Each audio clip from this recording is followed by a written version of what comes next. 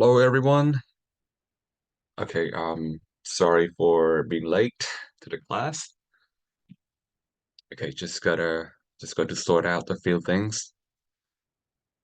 Okay. All right, good to see you guys again. I will be sharing my screen very soon. but today I'll be using my laptop, all right? So I will not be writing on my iPad because for some reasons my iPad is not charging. It's not feeling well, my iPad. Okay, so I'll just be using my laptop. And now I think okay, I have already shared my screen. So you guys should be able to see what's going on in my screen. Okay. Um, so today we're going to continue from where we left off. Okay, the last time. Um, just let me know if I skip anything or this lesson has already been repeated. Because to be honest, I'm I don't trust my memory. Okay. So, but I think we did what you call um three chapter three already, I think. Okay. So we are now looking at chapter four. Okay. But if you guys have done this already, please just let me know. Otherwise, I'll just go through chapter four. Okay. So so from chapter three, what we learned so far was about technique to not really technique structure of a body paragraph. Okay. Previously in chapter three, we learned different organization style. Okay. We learned how to do the outlining before you write your own essay. Okay. So those are the basics for writing a paragraph. Now we're going to move on to a little bit of a advanced level. Okay, we're going to be looking at um, all sort of materials that you could put together to form a good, convincing paragraph. Okay, so basically, you have learned how to cook. All right, but today we're going to be looking at some of the good ingredients. Okay. So, without any further ado, let's just go through all this quickly. To convince people, all we have to do is state facts. Okay, whether it's true or not, decide for yourself. Number two, being specific is to include as many details as possible, whether it's true or not. Okay, because this is a pretest, right? So once we have completed the chapter, we come back here again to reattempt and see if we like feel more confident. Okay, so this pretest is just to sort of let you know how much you know about the subject. Okay, I don't expect you to, get all the answers correctly. All right, moving on to number three. If we know something is definitely true, although we can't find evidence, we can keep going because it's a common sense. Is it true or not? Number four, we could use any source of information as long as it says something that agrees with us. Number five, we should acknowledge counter arguments in order to be more persuasive. It's true or not? Number six, you have to choose only one strategy to convince your readers. Number seven, words like ever and none will make our argument strong. Is it true or not? Number eight, the credibility of an expert has to do with his specialty and his experience. Number nine, acknowledging counter arguments means we are not confident. And the last one, the choices of words and structures play an important role in our persuasive strategy. I think the word role is missing here. So I'll just write it down quickly. Okay. Okay. All right.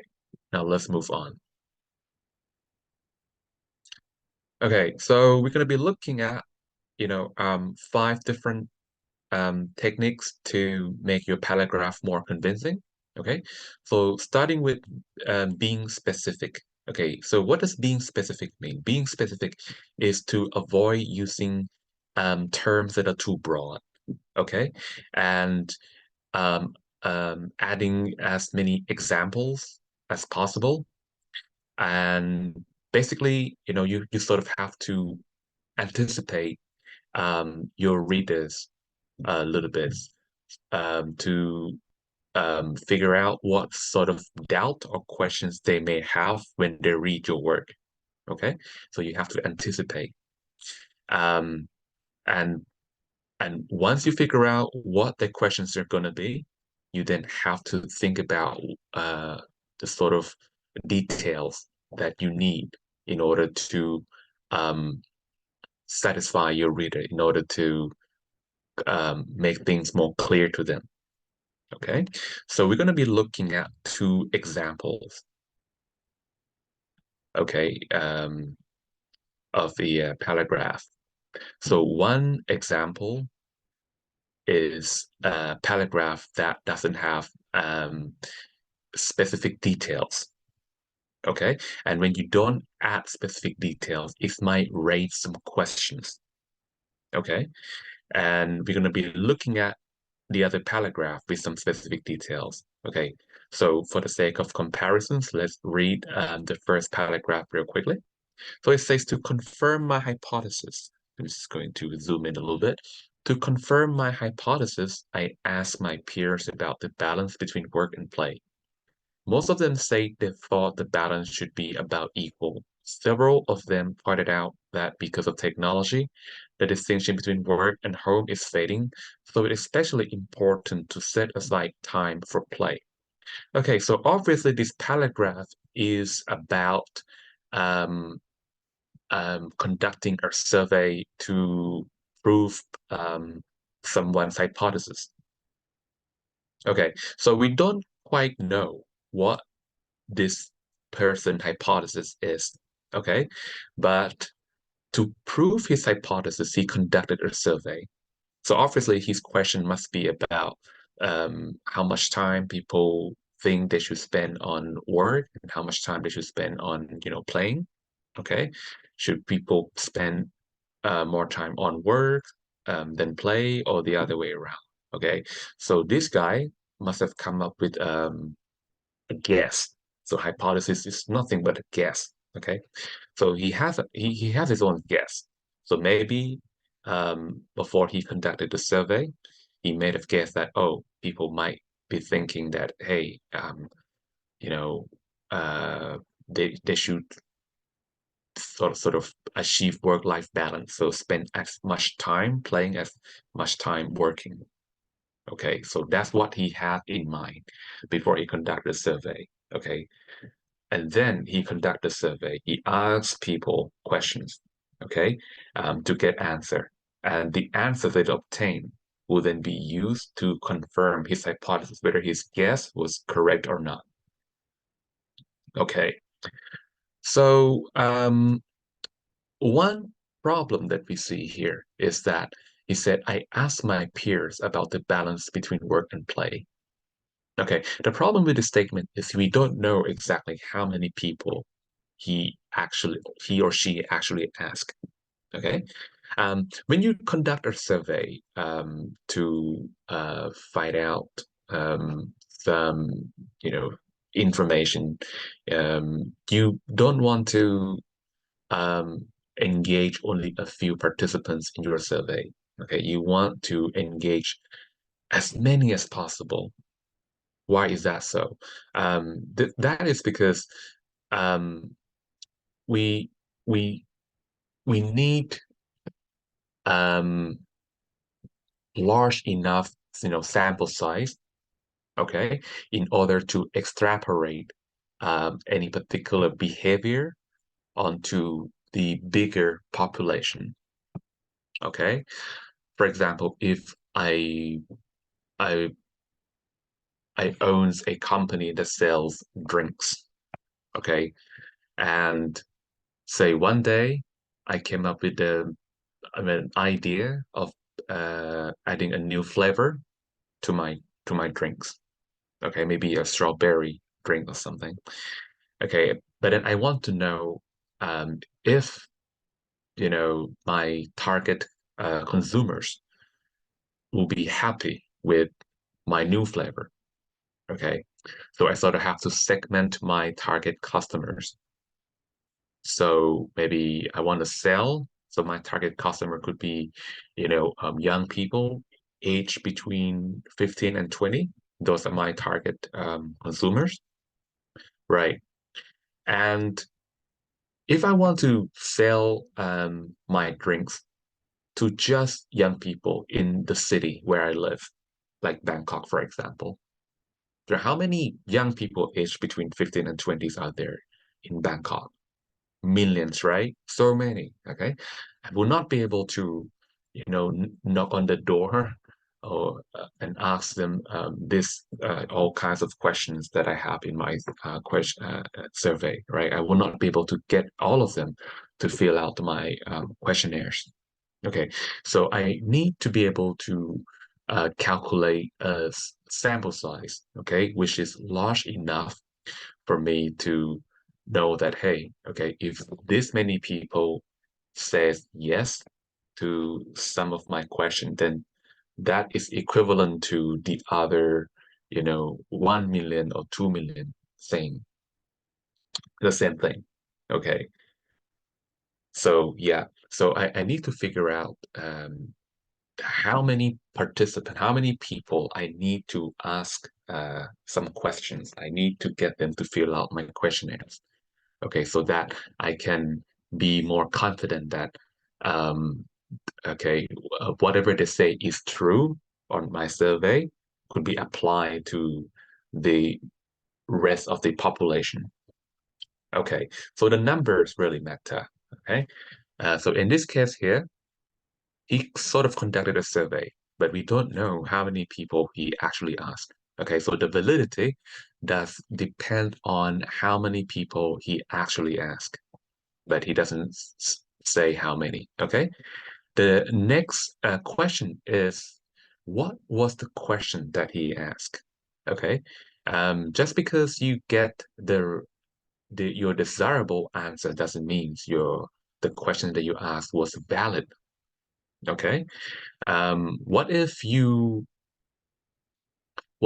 want um, um, for example, if you want to know somebody's age, okay, but you ask, um, um, hey, how long have you been in a particular country? And they say, um, what, 5 years? Okay, so 5 years, five is also a number, but that's not age, right? Okay, so um, the questions that you ask would need to, sort of be valid. So you have to ask, you need to have a valid questions. Okay. So we as an audience need to know the questions that he asked so that we know that, okay, this situation is valid. Okay. The answer that he received is pertinent to the questions that he asked. All right, but we don't know. Okay. And then moving on to the next sentence says most of them say they thought the balance should be about equal. So this is the other interpretation of what his participants say. So would you imagine when you um, interview your participants, you might do it through what a record, right? A record interview. So you have a recorder, okay, and you sit with your interviewee, you ask them questions and they answers, and you record the whole conversation. And later on, you transcribe, you write down what you have said, you write down what they have said, okay. Um, well, the interview might give you a very long response, and yes, it's your job to sort of simplify it, make it more comprehensible, summarize it, okay. But then you have to be able to show your readers that here, this is what your audience said, the original transcript, okay? But then you interpret it in a more simple way. Okay, so we don't know exactly what the participants say. Okay, we only see the interpretation of the other, so we don't know if this is not fair. Okay, and then several of them pointed out that because of technology, the distinction between work and home is fading. So it's especially important to set aside time for play. Okay, so this paragraph just contain so many claims, okay, that are not being substantiated or justified with evidence. Okay. So it will not be very convincing, this paragraph, unfortunately, okay? But if you look at the next paragraph, it says to confirm my hypothesis, I interviewed 30 of my peers, students from both public and private high school in my area. I asked, what do you think is the right relationship between work and play? 22 respondents say they think work and play should have equal time in our life. We should play at least as much as we work, said Ellen Rees, a senior planning to major in computer science. Of course, that's a lot easier to do if you love the job because then that's part of the play too, says Andrew Fry, a journalist. Between email and the internet, wireless connection, and cell phones, we can take our work with us anywhere and work anytime of the day. So many people bring their work home with them and let it eat up their playtime.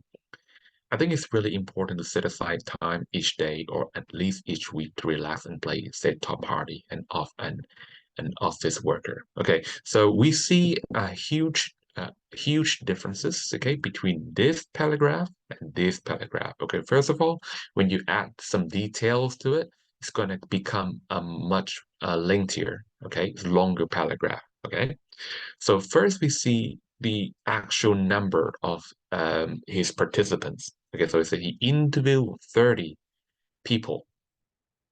Okay, so 30 is quite a sizable number, quite a large number. Okay, the more the better. Okay, so we know how many people he interviewed, so that's good information. Um, and he also adds some more details about his participants, saying that they are students from public and private high school. Okay. Now, here's a very important part. Okay. What do you think is the right relationship between work and play? Okay. Now, this sounds like a very valid question if you want to know people's perspective or opinion about the amount of time they should spend on work and play. Now, this is a valid questions, okay? But if you ask some things like, how much time do you think you should spend on work?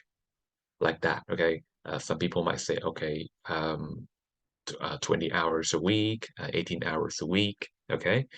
Well, that's sort of not what you are um, expecting, okay? Because you want to know whether work should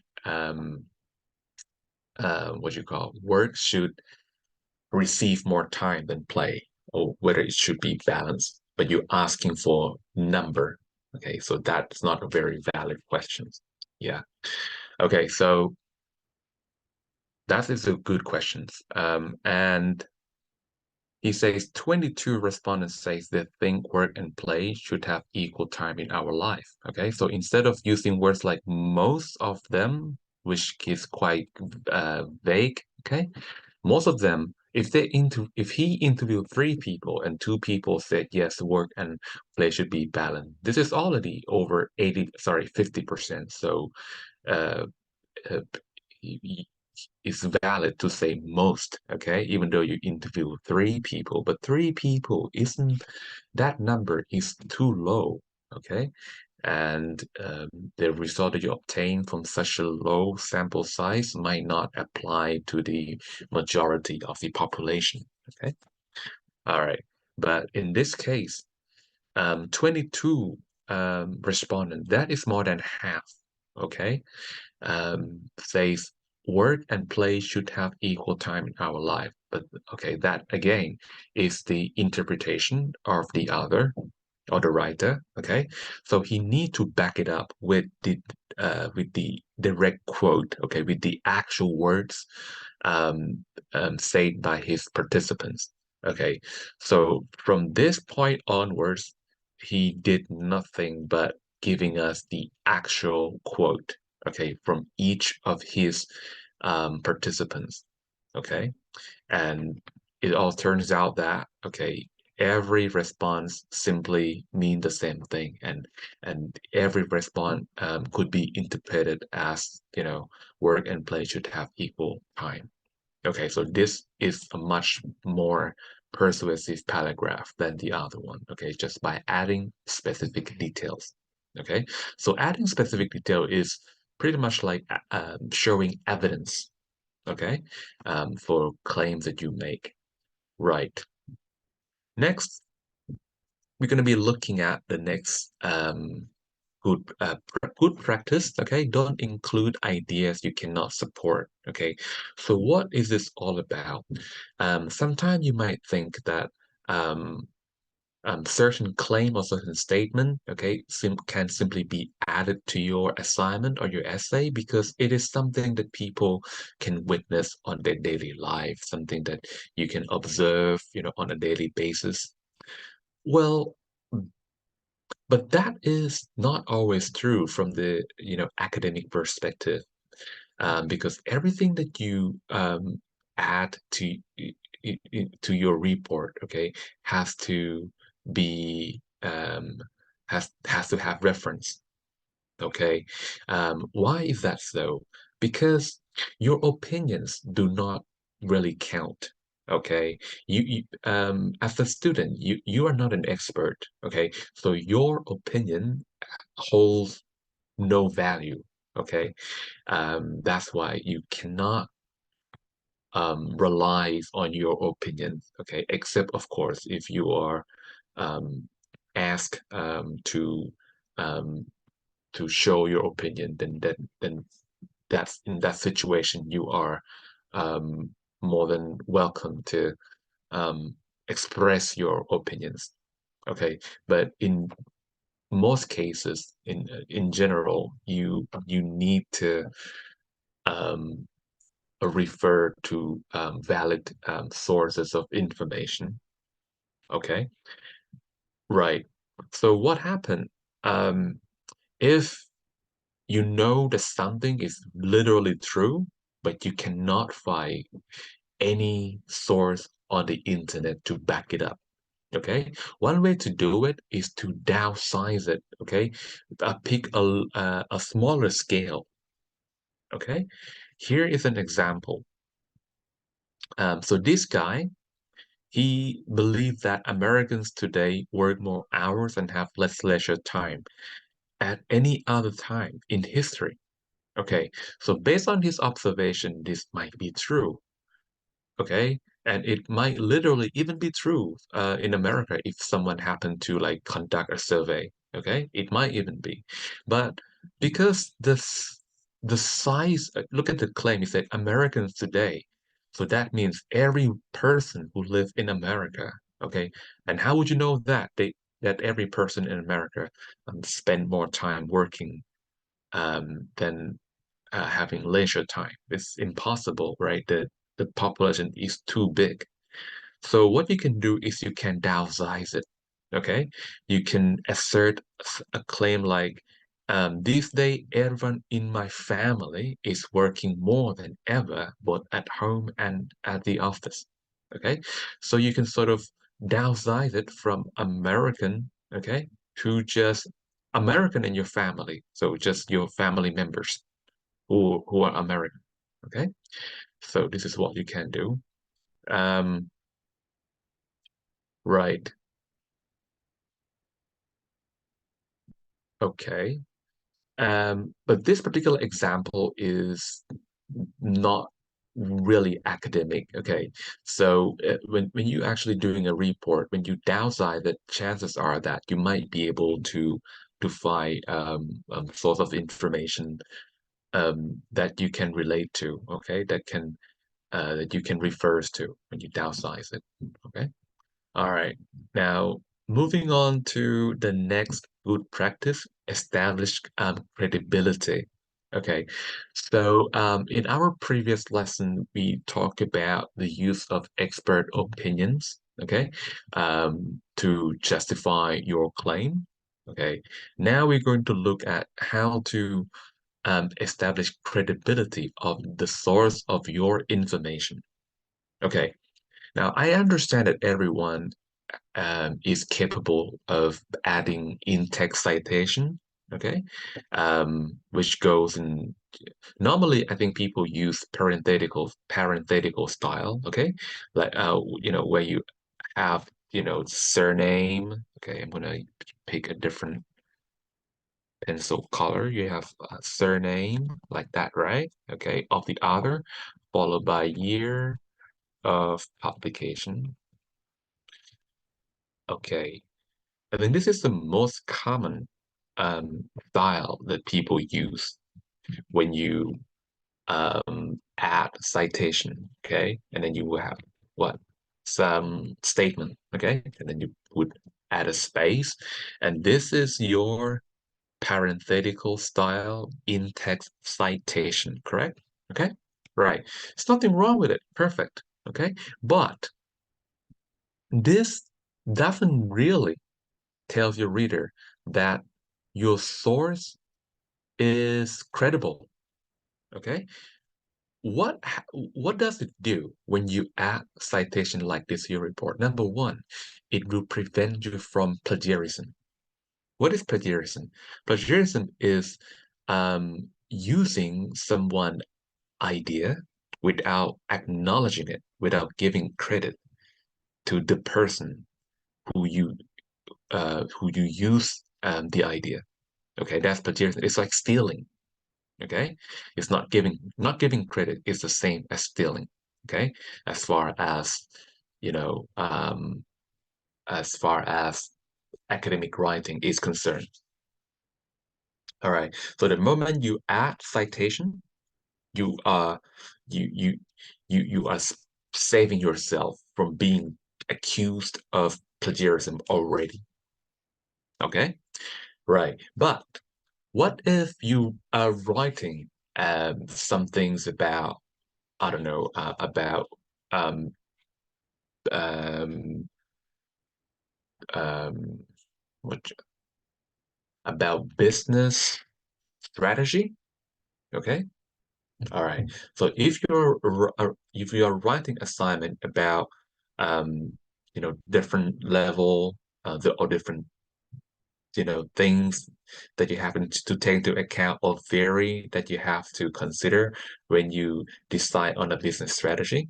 Okay, so the source of your information should come from expert in the realm of business management, correct? It should not come from other area. It should not come from experts who specialize in other areas like cooking or culinary or sports science. Okay. Um, so just by adding the surname and year of publication, um, your audience don't really know who this expert is and why should they listen or why should they believe in this assertion or claim. Okay, so sometimes it might be a better idea for you to use a different style of citation. We call it narrative style.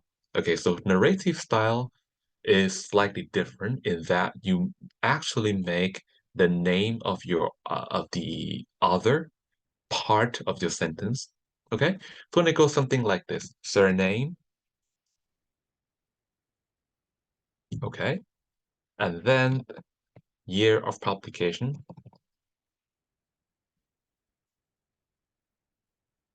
like that. Okay, and this is going to be a noun in your sentence. So it could be an object of preposition. For example, if you add according to, okay, then this will be part of the sentence, object of preposition according to surname year of application, comma, and then you can go blah, blah, blah. Okay. All right. Now, why is this style better than this style? Okay. It is because you can add some useful information, okay, to your other, to the, to the right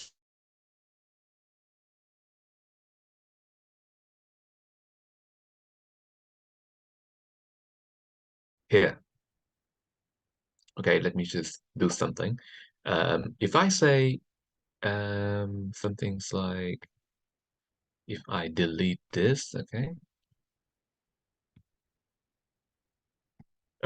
and I go, as humans in free country, we are free to believe whatever we want about global warming and to disagree about anything, but any comment that has relevance has to be backed up by both mathematics and data, not just good intentions. Okay, well, yeah, sounds good, but why should I believe this? Okay, what if I just, add, the guy who came up with this statement, and his name is Kaku, and I've based on the website that I copied the statement from, it was published in 2015. Okay, Kaku 2015. But who is Kaku?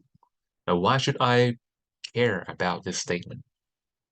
Okay, um, is it even true? Okay, how does he know about all of this? Right. So it raises a lot of questions, right? So the credibility of this statement is quite low when your readers doesn't know from whom the statements came. Okay, but if you do it differently, if you instead of using parenthetical style, you use a narrative style, which allow you to go Kaku, Kaku, and I go Kaku, a Japanese American theoretical physicist. I forgot to add 2015.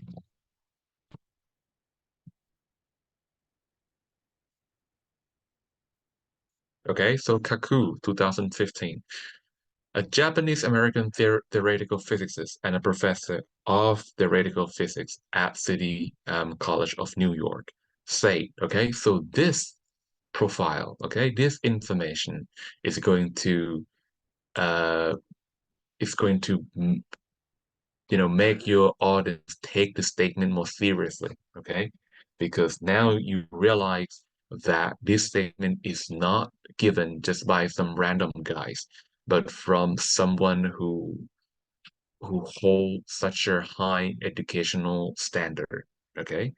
Someone who knows so much about science because he's a theoretical physicist.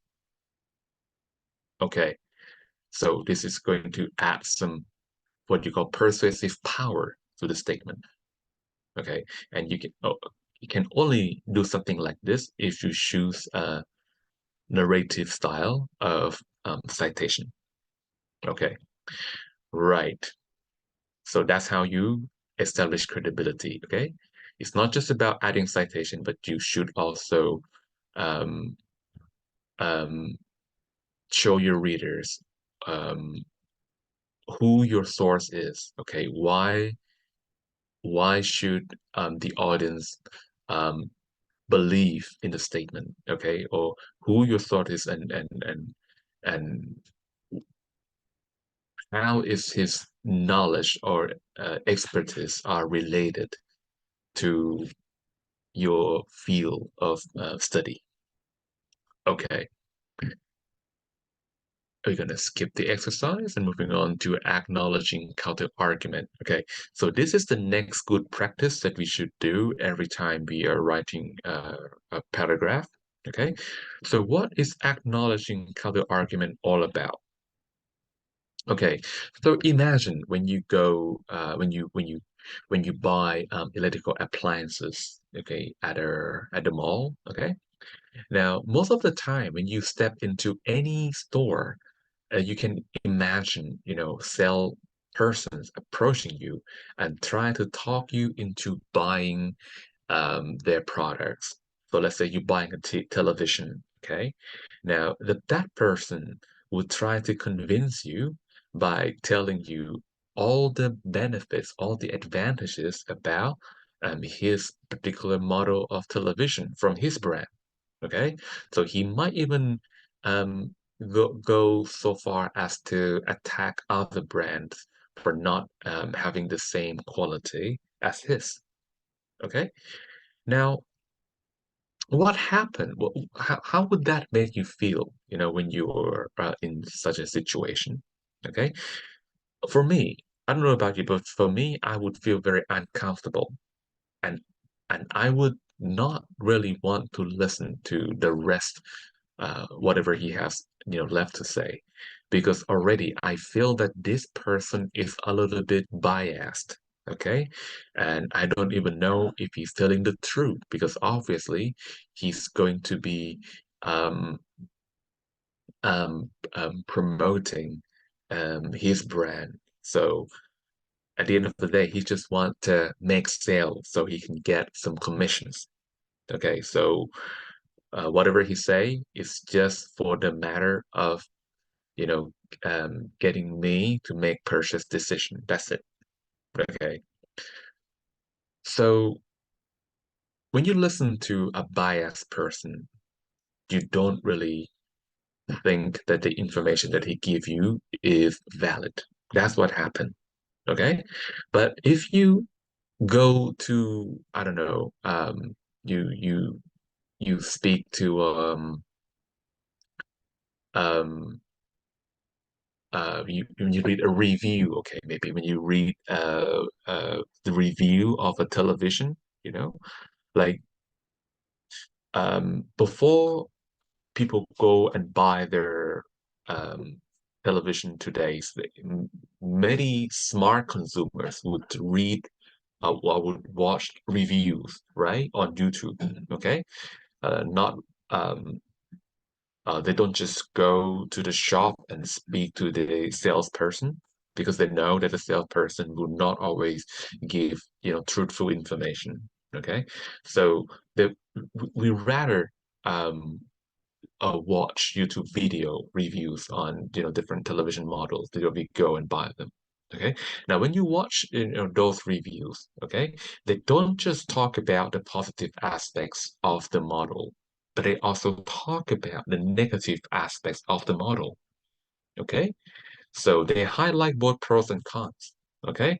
And they tells you, okay, even though this model has cons, but how significant are those cons, or how significant are those disadvantages?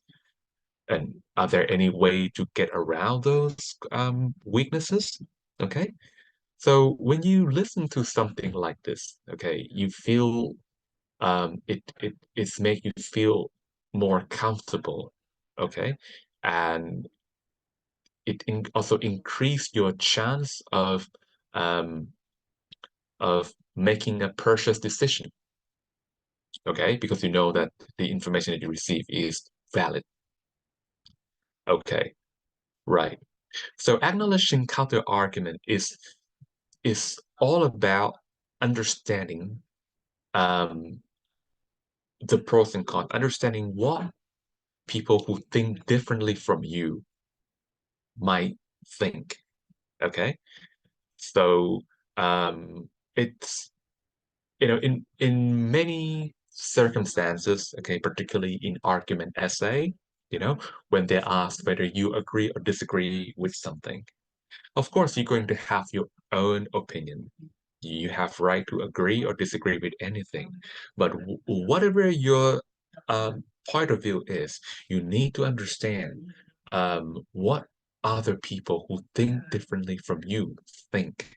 Okay, and you must be able to um, acknowledge it and also refute those ideas. Okay, so what I'm trying to say is um, you need to know um, different opinions, from people who think differently from you, and you need to um, uh, state all those opinions in your writing.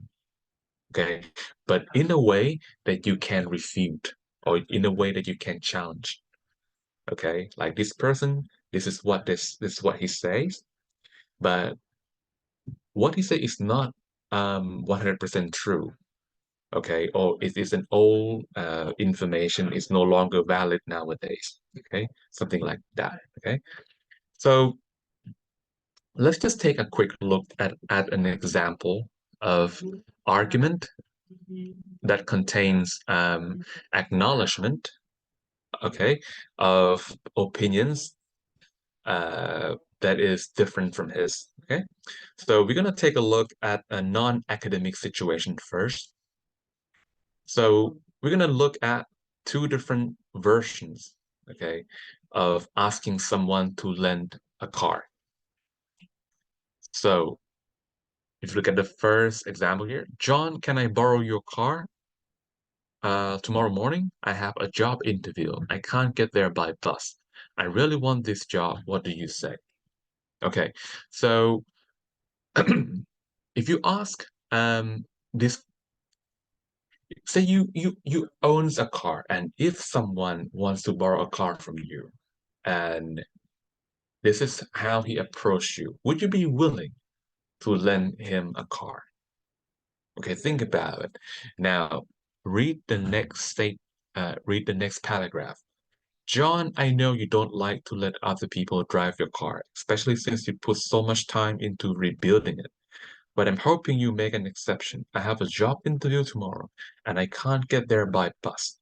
I'm really excited about this job, and I promise to have it back by noon with a full tank of gas. And to show my appreciation, I'll take her to the car wash on my way back. Okay, so you see some differences between this paragraph and that paragraph. Okay,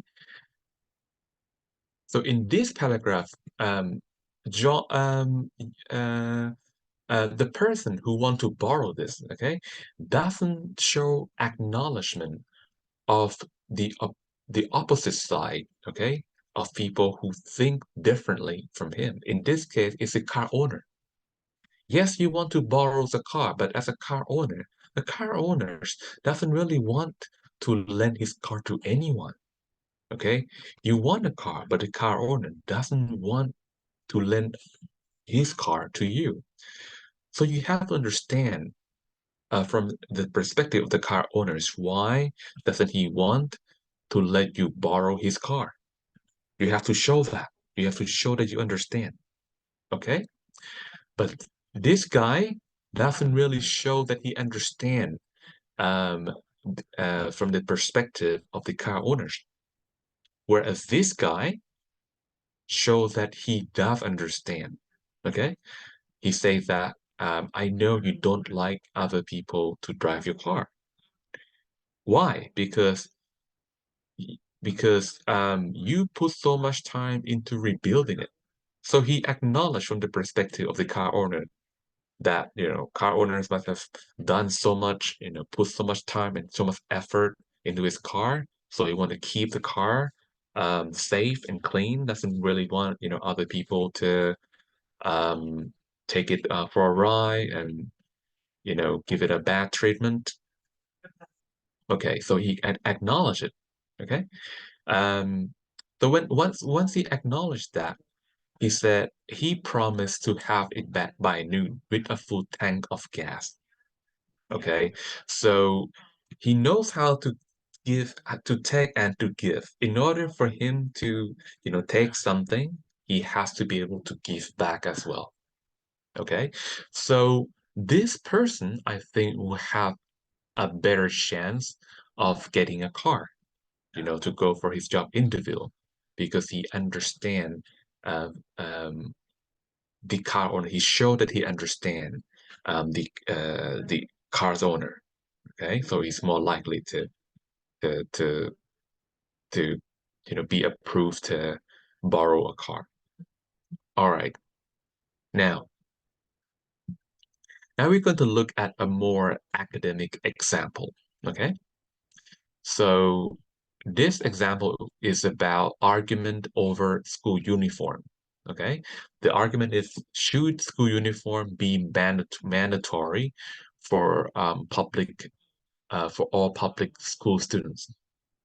Okay. Now, one of your major supporting ideas is that school uniform will create a stronger sense of community. Okay. So you want to be a supporter of school uniform. Okay. Now, let's take a look at the paragraph. Many people have argued that school uniform would encourage conformity and that schools should do all they can to help students develop a sense of individuality. But as much as we want to believe that the way we dress is an expression of individuality, for most students, clothing is more often a means of conformity.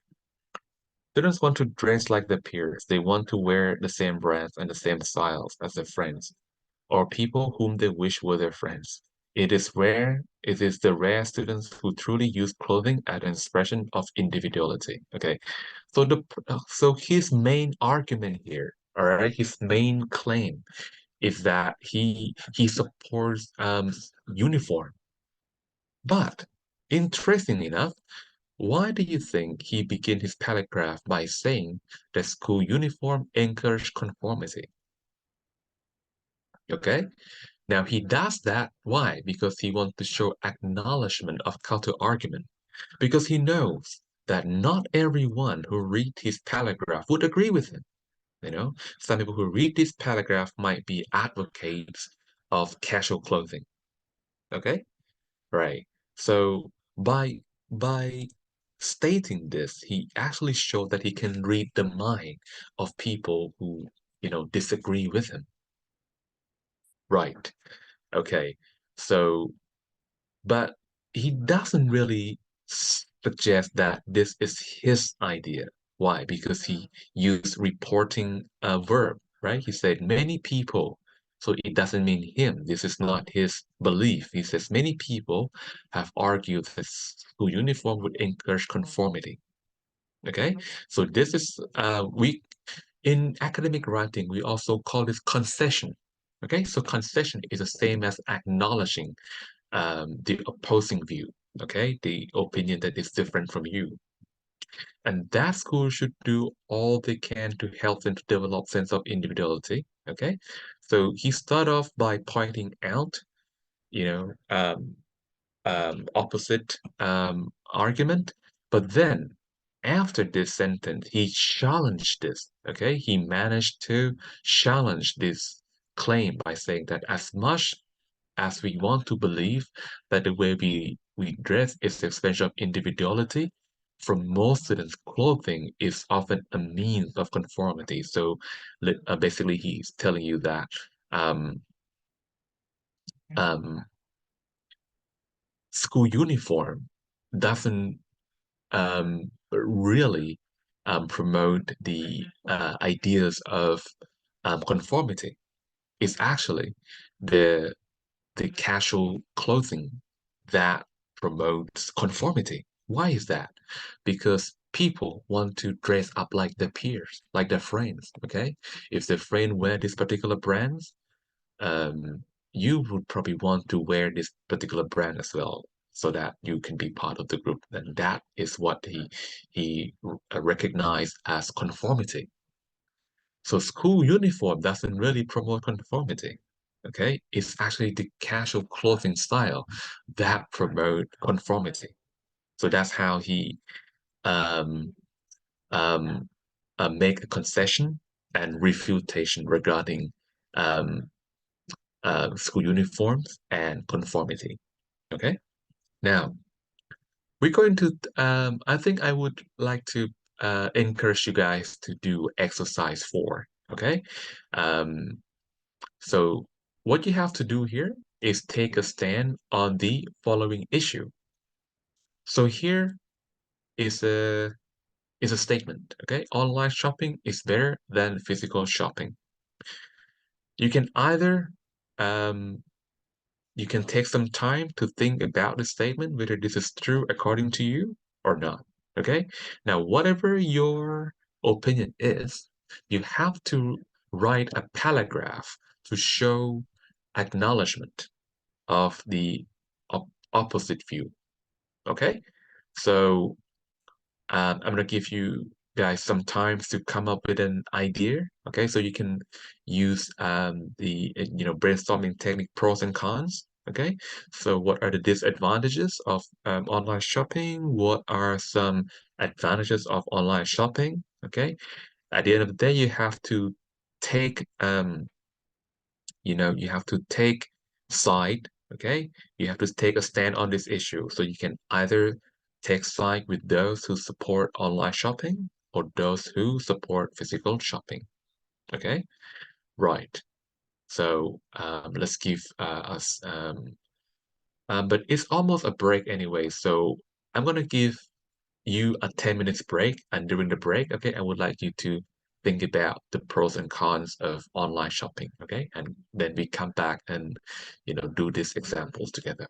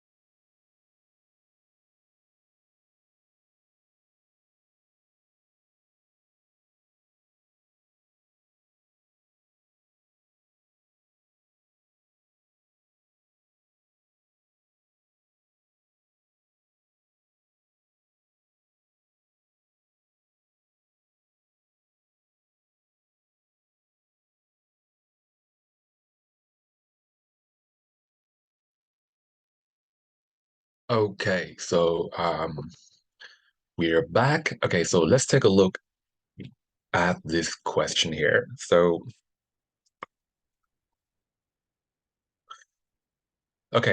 let's say that I actually agree with this statement, right? Online shopping is better than physical shopping. Of course, I can go and write a paragraph about the advantages of online shopping over physical shopping, but then it might sound a little bit too biased, okay? Of course, people who are reading my argument might be, those who still favor physical shopping. And when they see my paragraph, they're going to be thinking that, oh, man, you are so biased, okay? You only focus on the positive sides of online shopping. Why don't you focus on the negative sides of online shopping? Okay, so I'm not going to be that kind of, person, okay? I'll try not to be biased. So what I'm going to do is I'm going to um, start um, thinking about the negative aspects of online shopping. Okay. If so, I'm gonna play devil advocate. Okay, for now.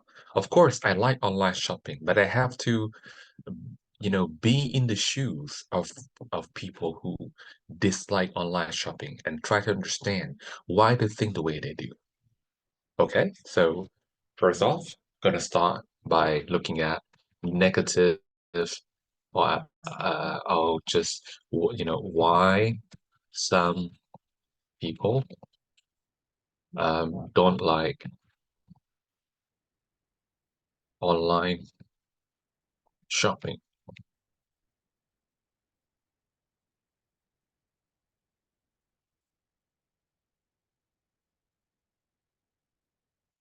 Okay, so first, it's probably because online shopping is unsafe. Excuse me, sir. I Of think the course. screen is not visible. Oh, it's not visible. I'm sorry. I will share the screen right now. Thank you Yeah. for letting me know. Yes, sir. Thank you. Um,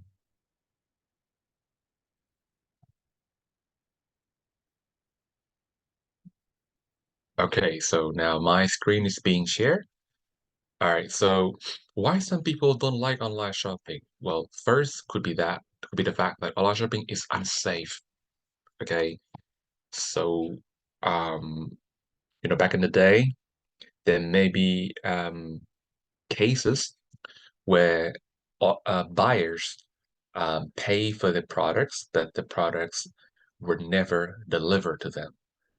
Okay, so a bunch of scams back in the day. Okay, so long as it's unsafe, or there were also cases where the sensitive information, like credit card information, is stolen.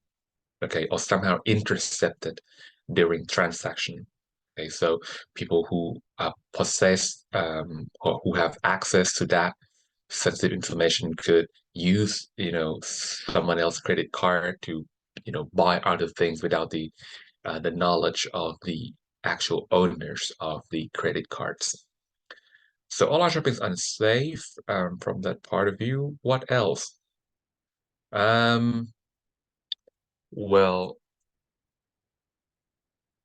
um, it's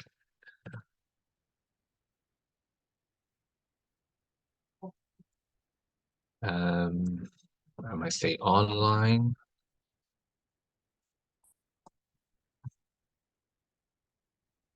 shopping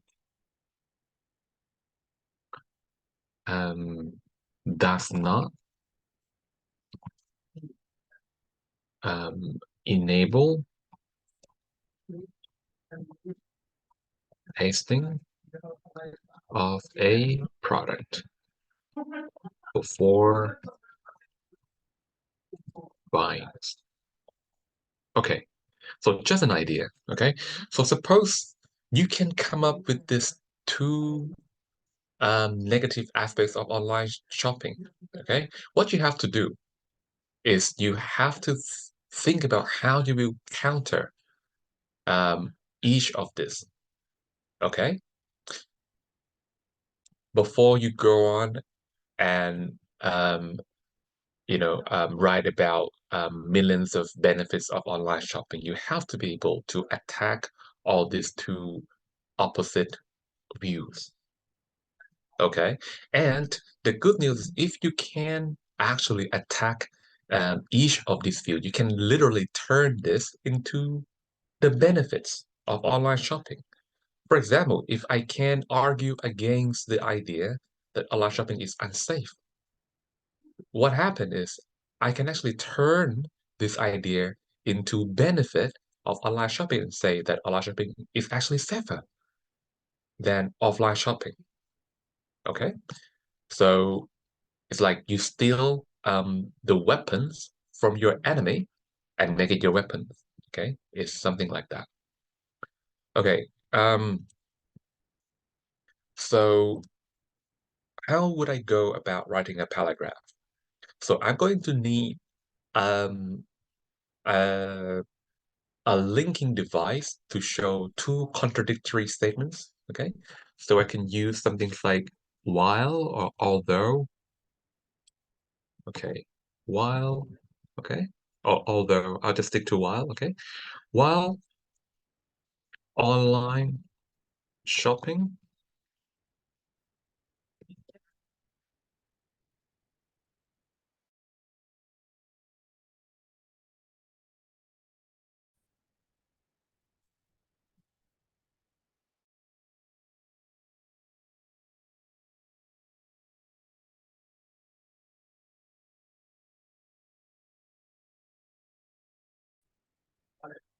unsafe. Okay, while online shopping is considered unsafe,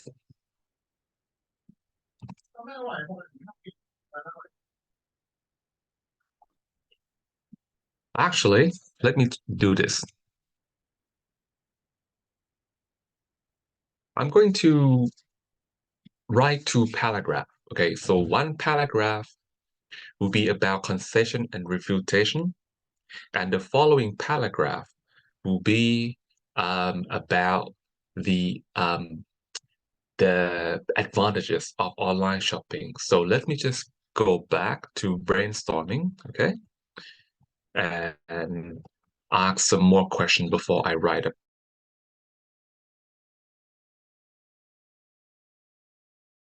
paragraph. Okay, so now I'm going to try to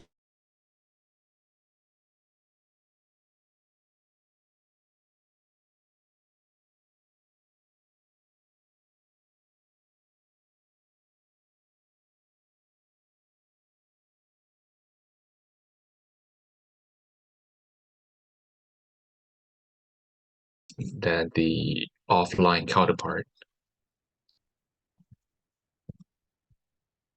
Okay, and well, why do you think?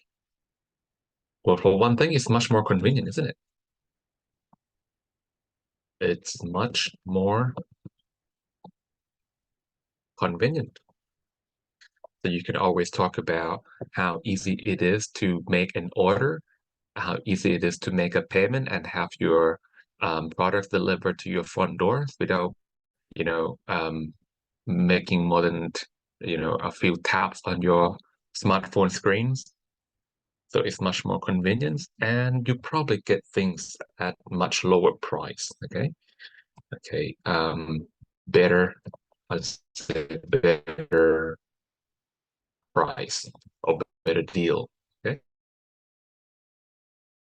You have a you have an opportunity to buy products that are not available in your local stores.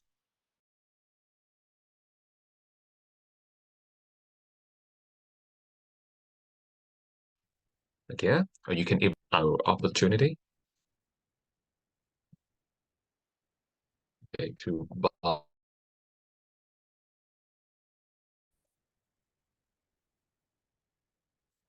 not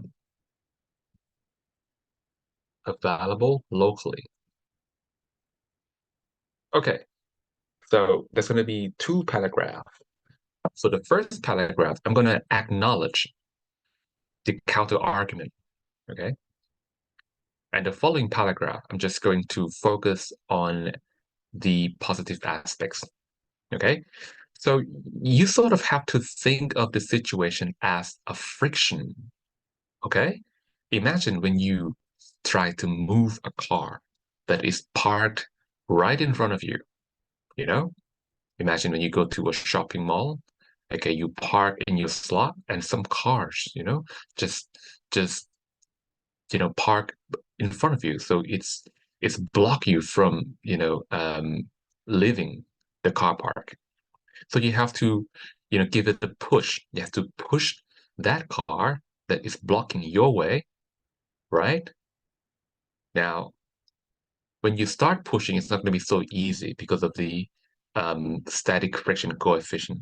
Okay, but once you get that car to start moving, you'll be applying less force to move that car forward. Okay, so this is similar. So every time you are trying to convince people, you sort of have to imagine that he's always applying force in the opposite direction from you. Okay, so you have to be able to counter that force. Okay, bring that force down to zero. Okay, so if he's applying a force in a negative direction, okay, you have to counter that force by applying a force in a positive direction. Okay, and once you have managed to bring that negative force down to zero, then you just have to apply what? Positive one force, positive two force. You don't have to apply positive 10 unit of force. Okay, because you have overcome that friction already. It's going to be easy for you. Okay. All right. So let's first overcome that friction real quick. Okay.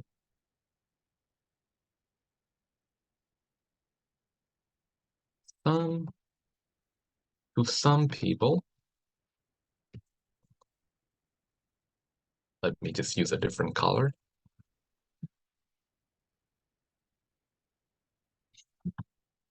To some people, online shopping,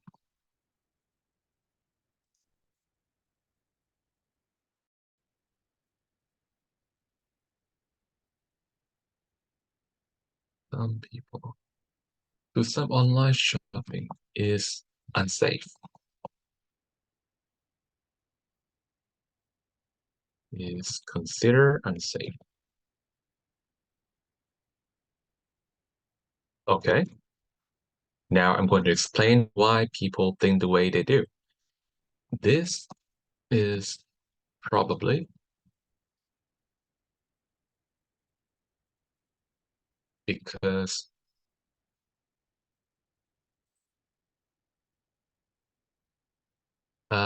buyers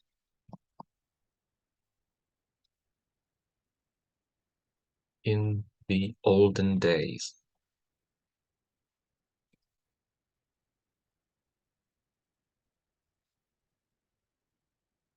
um,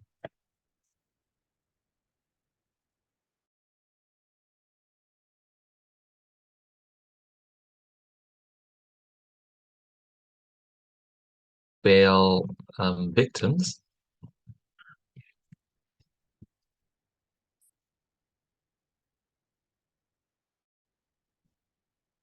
fell victim to scammers, okay,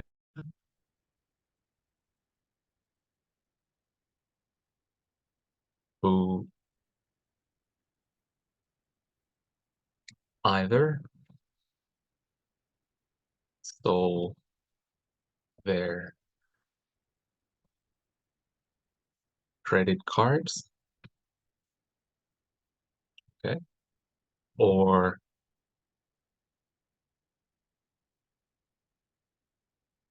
never deliver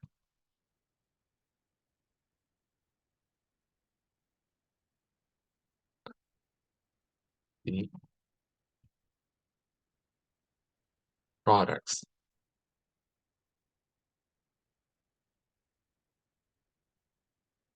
after receiving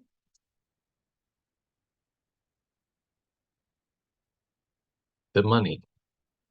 Okay. So this is probably based on some people bad experience about buying things online. Because buyers in olden days fell victim to scammers who either stole their credit cards or never delivered the products after receiving the money. Okay. But, okay, however,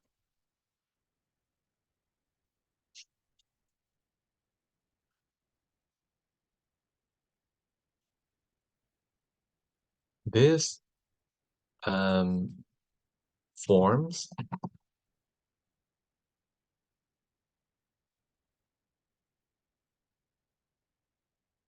this form of scamming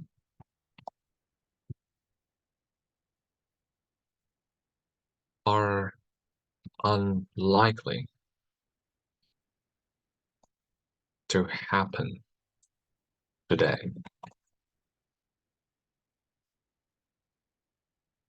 due to the fact that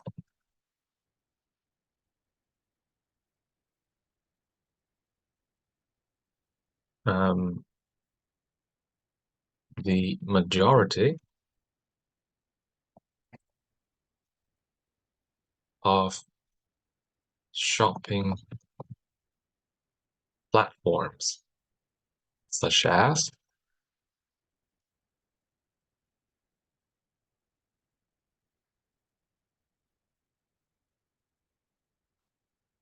Amazon, AliExpress,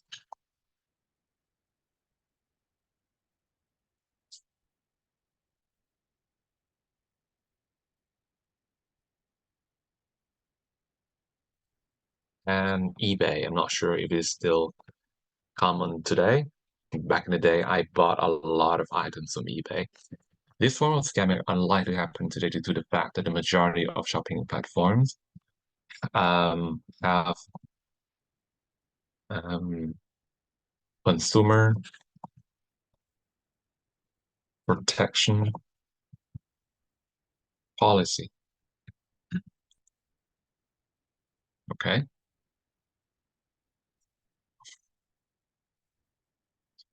Uh,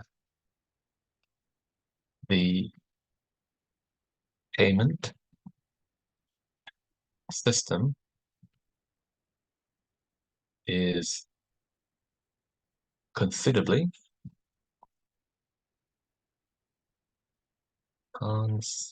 considerably more secure.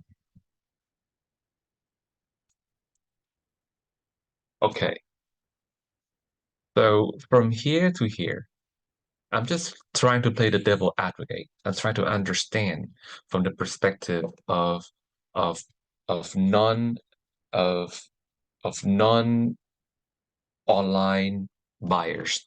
Okay, those who don't go online. Okay, what they think. Okay, but then I'll try to um, refute this claim by saying that, hey, that's the thing in the past. Yes, it's unsafe, but past tense, it used to be unsafe, but it's not that bad today. Why? Because many platforms they have developed, okay? They have become more vigilant um, against all these scams, okay? They have protection, consumer protection policies where um, the money would not be released to the sellers until the buyers receive their item. I think this is a policy that AliExpress is, practicing. Okay, so every time you click buy, right, it's going to shows on your credit cards that you have made this, amount of purchase for this particular seller. Okay, but that money doesn't go into the pocket of the sellers yet. Okay, it's being withheld by the middleman, in this case, AliExpress. So how AliExpress are going to be holding on to that money until the items is delivered to you. And the moment you click, hey, I received your item and I'm happy with it, that is when the money get released to the sellers. Okay? But if you don't say anything, say after 7 days or a week, you don't say anything, that it is assumed that you are satisfied with the items that you order and the money get released to the sellers. Okay,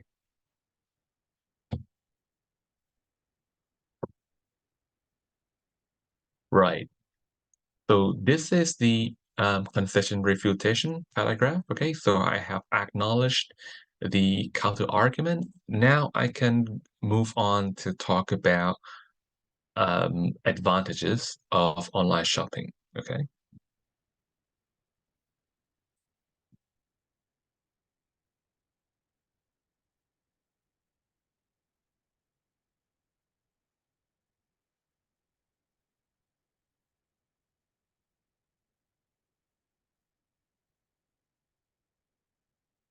okay. In fact,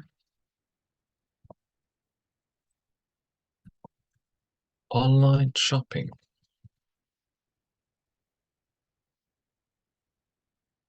is superior to the conventional method in many ways. Okay, so that's the topic sentence. Okay, so the readers will now know that I'm going to move on to talk about benefits of online shopping. Okay, after I have, you know, um, explain why, the disbeliever of online shopping dislike or feel that online shopping is not safe. Okay? In fact, online shopping is superior to in many ways. Okay, to begin with,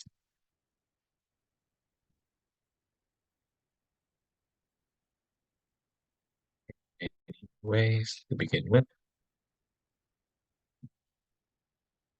it offer is offer greater, it offers more convenience. Okay, just stick to simple word, more convenience. Okay, and then you have to explain the claim that you make.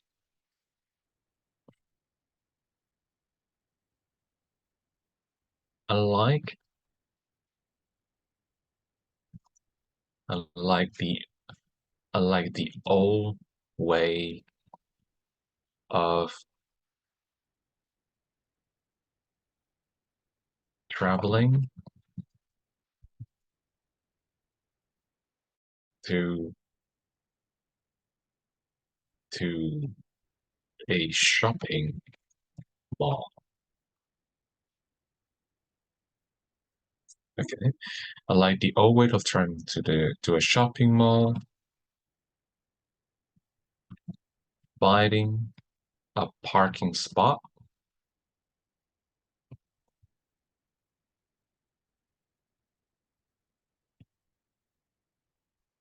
finding a parking spot and spending another half an hour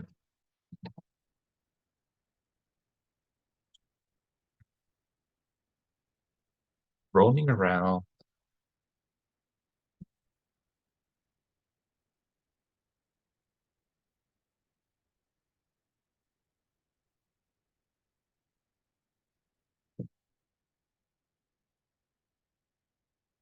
just to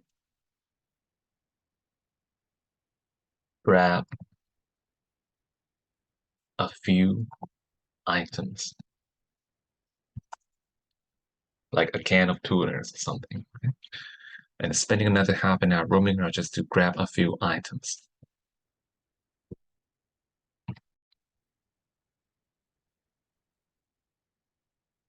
Online shopping allows customers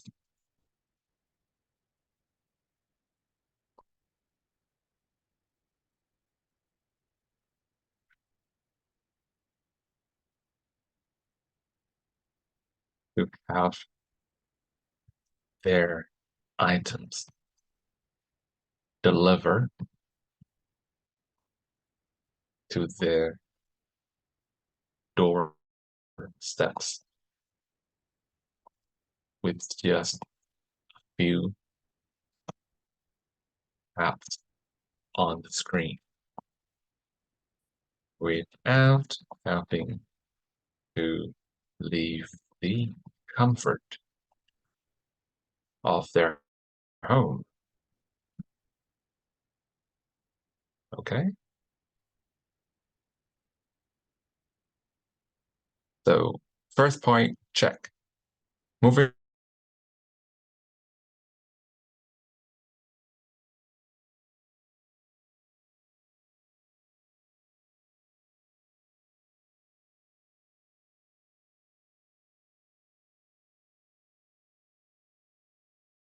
that, most items that are, most items available on online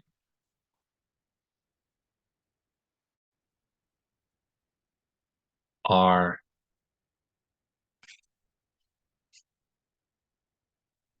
much. Okay, and again, you have to explain your point.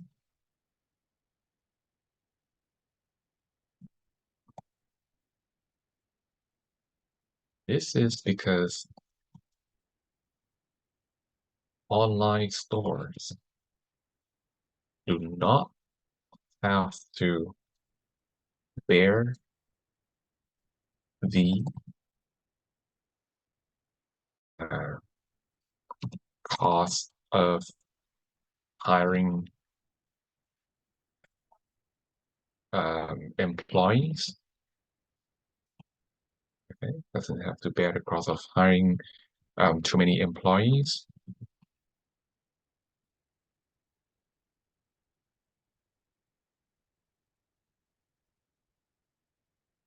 Rents and utilities.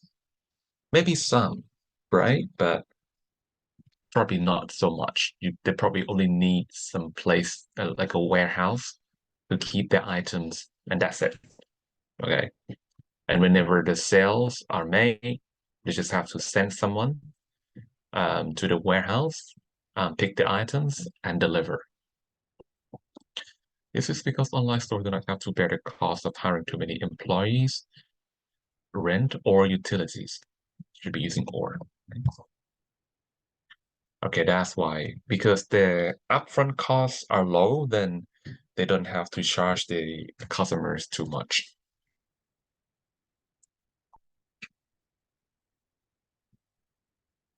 All right, and last, opportunity to buy products not available locally. Okay. And most importantly, I would say on top of everything,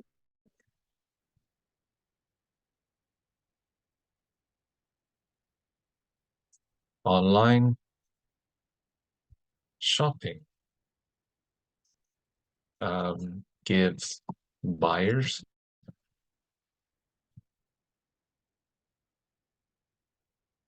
an opportunity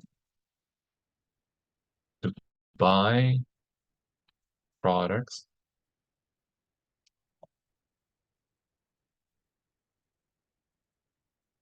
are not even available in their home country. Okay, a good example is eBay. Okay, good example is eBay, where um,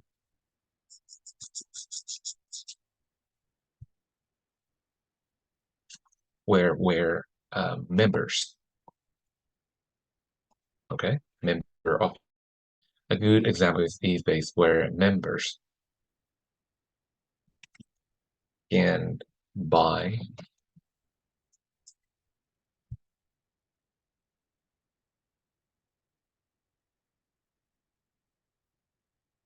say, non-American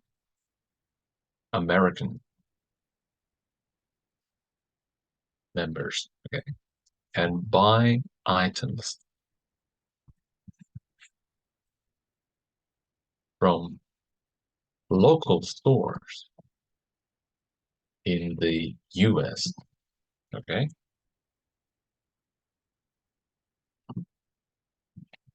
and have them shipped across the ocean,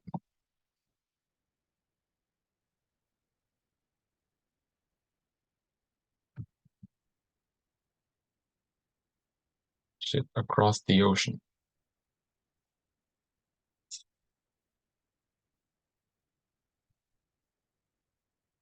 All right. So basically, this is how you um, use um, acknowledging of counter argument to your advantage. Okay, right. So this paragraph here is there to overcome the friction. Okay, basically convincing those who think different from you to be on your side. Okay, and this paragraph just give a little more push in the directions that you want. Okay, so that's it. Next is to avoid absolute. Okay, so avoiding absolute is all about avoiding words that are considered too extreme. Okay, because not everything in this world is 100%. Okay, so you don't want to be too extreme. So you want to avoid words like, all or none, because nothing is 100%. Okay, you can't say everyone in the world needs money, for example, because there might be some people who can live a good life even without money. Okay. Those who, stick to the agrarian lifestyle, those who are farmers, they're producers. They don't need to buy stuff from supermarket because they make stuff. They produce daily products. Okay. They have their own livestock, so they don't have to go and buy meat from supermarket. Okay. They don't need to buy bottled waters because they have clean, water supply. Okay, so these people, they don't really, need to spend money to live a good quality life. All right, so not everyone needs money. Neither can you say no one in this world, um, no one in this world wants to be unhappy. Okay, but there may be someone who's, you know, think that being depressed is a good thing. Okay, you never know. So avoid using words like all or none. Okay, instead use words that are slightly less extreme, like most, any.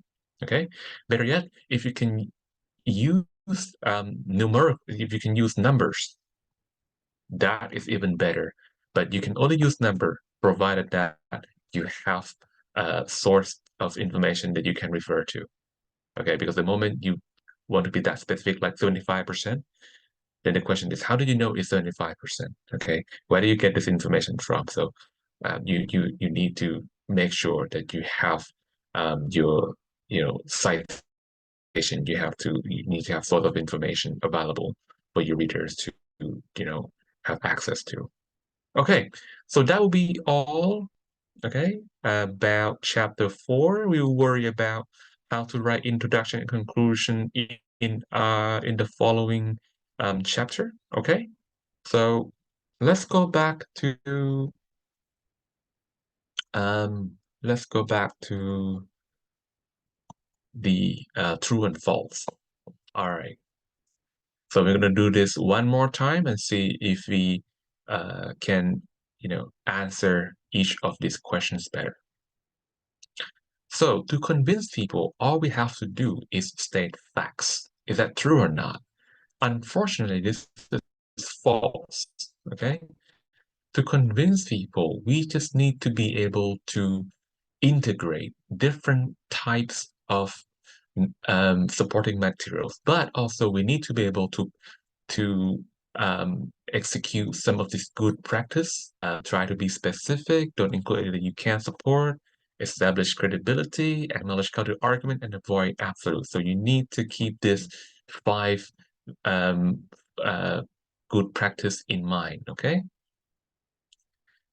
Being specific is to include as many details as possible. Yes, okay? But you have to do it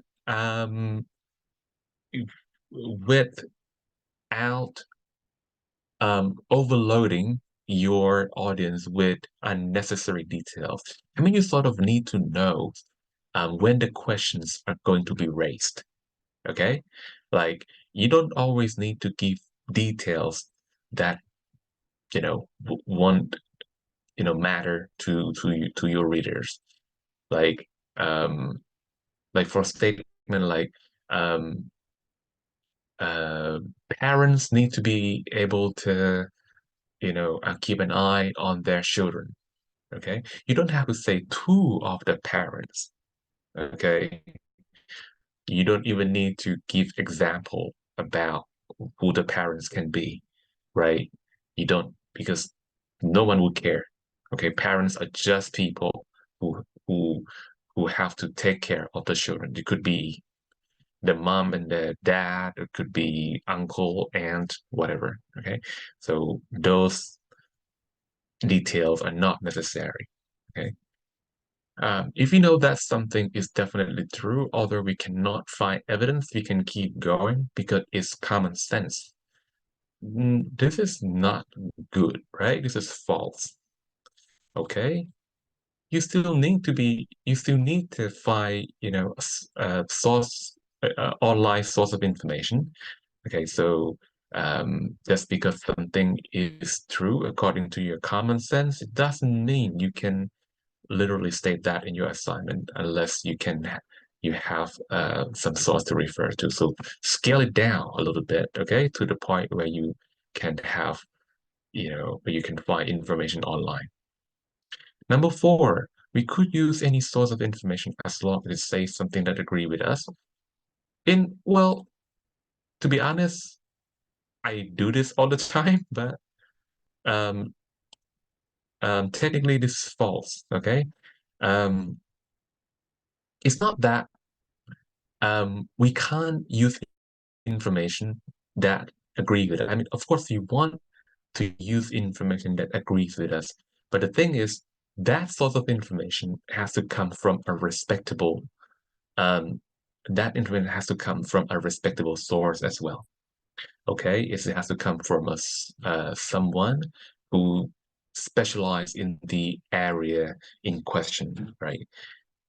Yeah, that's the main thing. Number 5, we should acknowledge counter arguments in order to be more persuasive. I think that is definitely true, okay? Because it shows that you are fair, okay? It's not like you are one-sided argument, you are biased, okay? So by showing that you understand what other people think, that shows sense of being mature, that represent maturity, okay? It shows that you are not scared to, take some hit, okay? Because you know you can hit back. And you hit back, you can hit harder, okay? So that is definitely true. You have to choose only one strategy to convince your readers. Well, not really. There are many different strategies to convince your readers. Okay, you first want to start with, you know, valid argument forms. Okay, as long as if you, if your readers actually, go into uh they go online, like try to double check, then they may start questioning the validity of your claim. Then in that case, you just have to, be sure that you tell the truth only. You don't make things up. Okay? Yeah, of course you can make things up and still be valid as long as you follow the valid forms. Okay? But if someone decide to really, check your information online to see if what you say is what you claim is actually true, and if they find out, then they will lose respect for you and you will lose marks. Words like ever and none will make our argument strong. Well, not really, okay? It just make you look a little bit more dogmatic, okay? People who just ignore or overlook the fact that, there are some exceptions, okay, in everything. The credibility of an expert has to do with his specialty and his experience. It is definitely true, okay? Yeah, you don't want to listen to someone talking about climate change unless his background is in science, okay? Um, Acknowledging counter arguments means we are not confident. No, not true. Okay, it means that we are mature. We are mature, and we are not scared to um to show to show that this particular reasoning is not really valid because of what? Okay. Number 10, the choices of words and structures play an important role in our persuasive strategy. Oh, yes, definitely. Okay. Your words and your structures, okay, they can make a difference between arguments that is easy to understand, valid and sound, and arguments that are confusing, okay, and literally unsound, okay? Right. Okay, so we're gonna take another 10 minutes break and we're gonna come back to look at chapter 5. I'll see you in 10 minutes.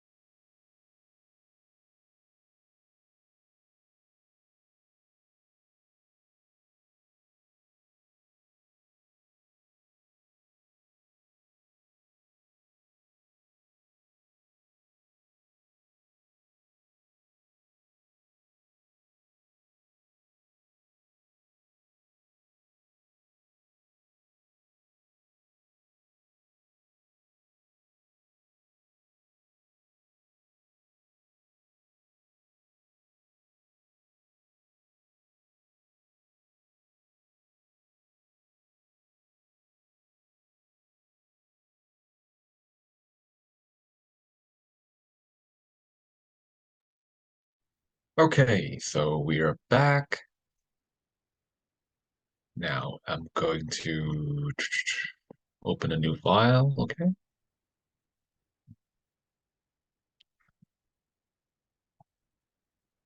chapter 5. Okay, am I sharing my screen already? Yes, it's saying I'm sharing. Okay. All right, chapter 5.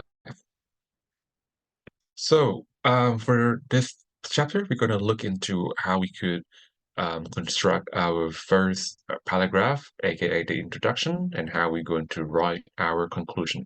Okay, so far we have focused entirely on writing, on planning, structuring, and writing a body paragraph. Now we're going to focus on writing the introduction and the conclusion. Okay, so let's do the pretest. First off, the introduction is all about paraphrasing the task rubric. Is that true or not? Number two, the introduction must only state the thesis. True or not? Number three, in order to interest the readers in our topic, we must try to grab their attention. Number four, there are 5 strategies to grab readers' attention. Number 5, a thesis statement must be clear, concise, and be supported by our reasoning and evidence. Number 6, the conclusion must confirm thesis. Number 8, a sense of closure is important in the conclusion. Number 9, the underdeveloped ideas in the body paragraph can be developed in conclusion. And the last one, we should use a signpost language to indicate a conclusion. Okay, that's it. Now, all right. So, introduction. So, introduction is the first paragraph, correct? Okay. Usually, when we write introduction, the most important thing we have to include there is our main idea or thesis statement. Okay. But main idea alone will not attract people to read our paragraph. Okay. So we need more than just our main idea. It's like a house, right? A house with, all the important facilities, you know, might not be um, in, well, you could live in that house, but you probably don't want to spend so much time in that house unless it is well decorated. So we're going to be talking about how we can add some decoration to our introduction paragraph just to make it a little bit more attractive. Okay, so these are the 3 things that your introduction paragraph should have. Right, it's supposed to have something to grab attention. Okay, this is kind of like advertising your paragraph in a way, right? Kind of like advertising. Number 2, your introduction paragraph has to provide context that is necessary for people to understand your thesis. So basically, they need to know what's going on before you present them your opinion. It's kind of like you can't just, you know, walk to someone and say, "Hey, look, I don't think raising the gas price will solve traffic jam," because the person will be like, "Why are you telling me all this? What's the fuss was all about? Okay, what does that have to do with me?" Right? So you might want to begin with some context. So you probably want to begin with a statement of problem statement. Okay, like okay, traffic congestion is um, increasing in what you call in is traffic congestion is becoming a serious issue today in major cities around the world, particularly in New Zealand, for example. Okay, and despite many causes of traffic congestion, I think one of the main causes is that people are feeling encouraged to drive the car because the gas are so cheap. Okay, so for that reason, we have to raising gas price to discourage people from taking out their own vehicle, something like that. Okay. Number three is to have a clear business statement. This is very important because business statement at the end of the day is the product that you want to sell to your customer. Okay, it's the kind of food that you want your customer to eat. Okay, but that food, all right, that's like raw ingredient in the introduction is raw. It's not edible. Okay, it's only become edible once you cook them, and you need body paragraph to do that. How to grab your reader's attention. So we're gonna first look at how we can grasp our reader's attention. Okay, so there are five different ways to grab your reader's attention. First is to use quote. Okay, so depending on the subject of your writing, what are you writing about? Okay, if you're writing about climate change, okay, you might want to start with some quote, okay, from a respectable figure like Michio Kaku. Okay, if you Google him, you will probably recognize this guy. I mean, he's quite popular, all right, on social media. He's a kind of science communicator. Okay, so he explains science in a way that average person who doesn't have a background in science can understand. All right, that's Nishio Kaku for you. All right, global warming is controversial, of course, but the controversy is mainly over whether human activity is driving it. Nishio Kaku. Okay, so um, this is a quote from a respectable figure in the area of science. Okay, so if you're writing some things about humanity, okay, you might be using quote from other public figure, would be activist, okay, like Mahatma Gandhi, maybe, okay, depending on the subject matter that you are dealing with. If it is about equality and fairness in society, okay, you might, quote Mahatma Gandhi, an eye for an eye, enough making the whole world blind, something like that. Next, we could use a question, okay? But this is not going to be a genuine question, okay? It's the kind of question that you ask to get your reader to start thinking in the direction that you want, okay? Right? It's kind of like, um, guiding your readers in in in the path that you want.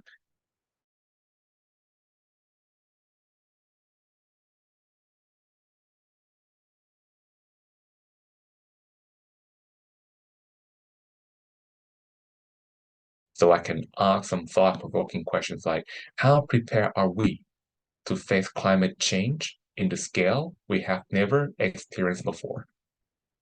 Okay, so this kind of question is going to get your readers to think.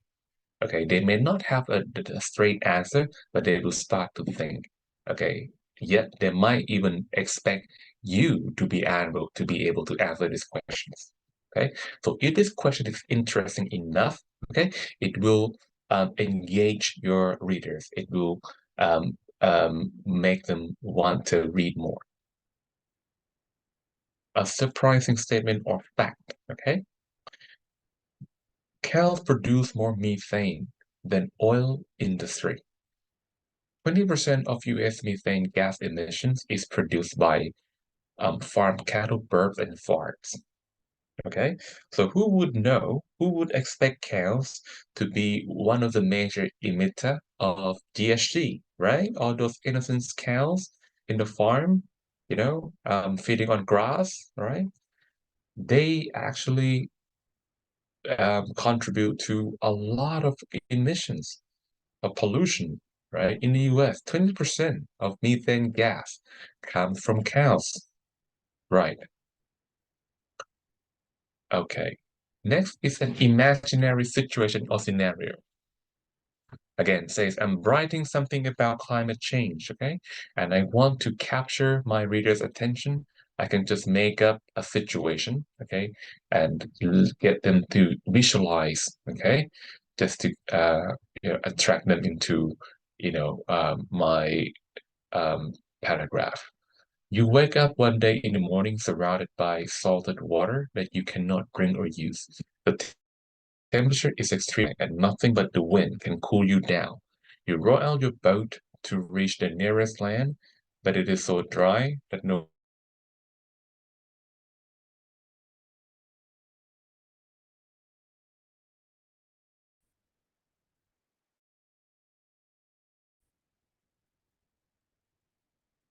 Okay, so you create this scenario.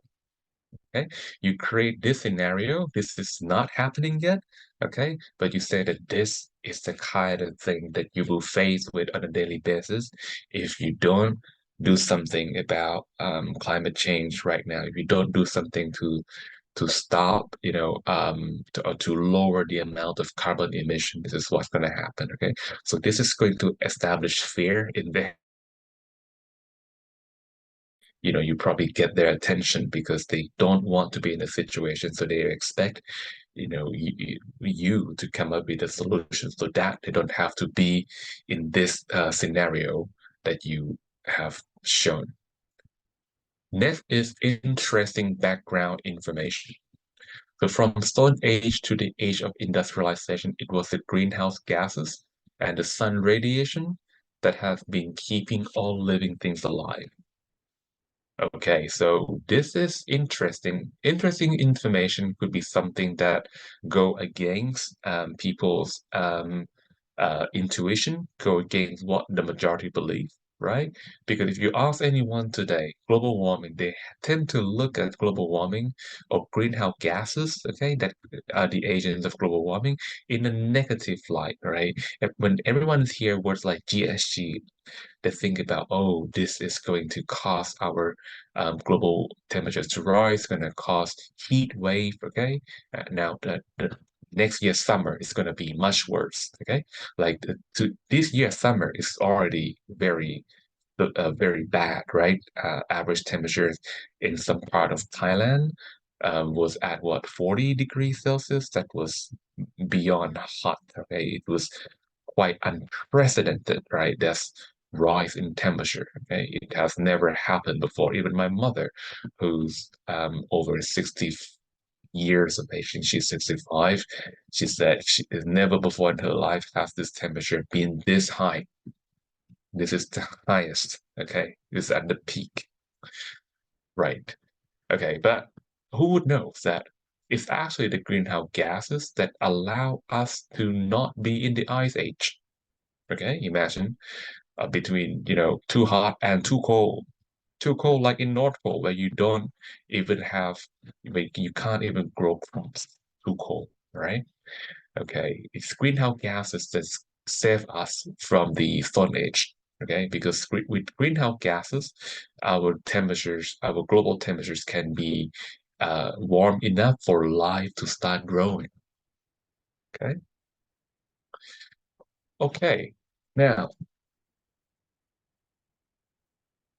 now that we have some idea about how to grab attention, let's move on to how to provide necessary context to understand your thesis. Okay, so thesis is usually your idea, your opinion. Okay, you can make any opinion that you want about anything. Okay, but before you make an opinion, you have to think about what actually leads you to make that opinion. Was there some kind of issue that you know about that you try to solve? Okay, so in that case, your opinion will be a solution. So you have to start telling your audience about the problems that you have faced with. Okay, so introducing a problem is one important thing regarding providing necessary context. Okay, so when we're writing an essay, we might be dealing with all sorts of problems ranging from global warming, economic recessions, nicotine addiction, excessive computer use, work-related stress, traffic con traffic congestion, and so on. Okay? Right. Now, when you write a problem of statement, Okay, you have to think about this for for details that you want to add to your problem statement. Okay, so your problem statement should contain populations. So population are people who are affected, okay, by the problems. Okay, next is the place. Okay, we know how many people. Okay, we also need to know where they are. Okay, so population, how many people are actually being affected by that problem, place where the problems occur. If it happened in a particular town or a country or a continent, okay, time, how long has it been? Is it a recently discovered problem? Did it just happen? Okay, or it has been around for a very long time and nobody has ever come close enough to solving it?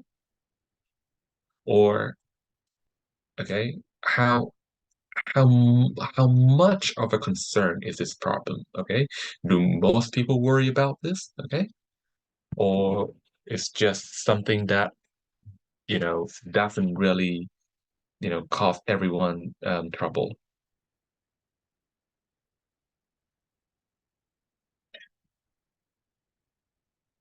All right,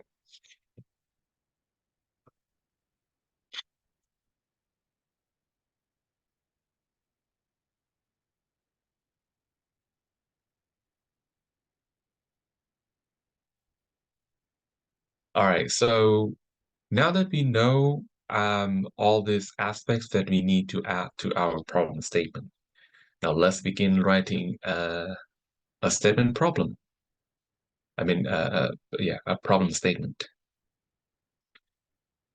Okay. Um, okay, well, let me just show you step by step.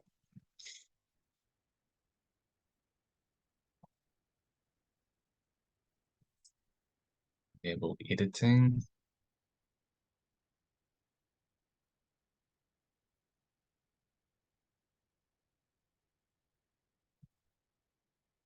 Okay, so here's an example. Say you want to introduce a problem of global warming. Okay, you want to introduce a problem of global warming. What can you say? Okay, so your problem is global warming. So global warming is definitely going to be a word in your sentence, right?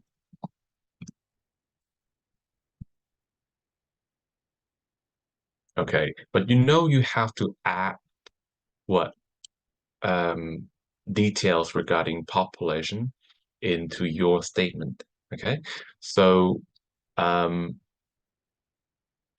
before that, let's make a sentence out of global warming. How do we make this a problem? Okay, one easy way to turn this into a sentence, into a statement of problem, is to use a linking verb.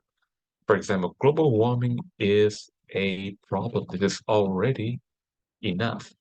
Okay, global warming is a problem. But then again, when you take into account the time aspect, okay, how long has this been? Okay, has it always been there or did it just happen? It's been there a long time. Okay, when you take into account time aspect, you might want to change the tense from present tense to present perfect tense. Okay, so global warming has been a problem. Okay. Um, Next is, population. So you can say global warming has been a problem for whom? Okay. Um, if you want to talk about the impact of global warming to, people who live in Thailand, then their population is going to be Thai people, Thai citizens. Okay.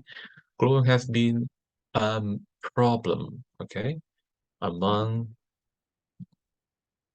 Thai people. Okay. Now, if you want to talk about how serious this is. Okay, so you can use some sort of adjective to modify the word problem. Okay, in fact, the word problem is not doesn't have many strong collocation compared to words like concern. Okay, so if I change from problem to concern, I will be able to use better, stronger collocation. For example, I can say global warming has been a major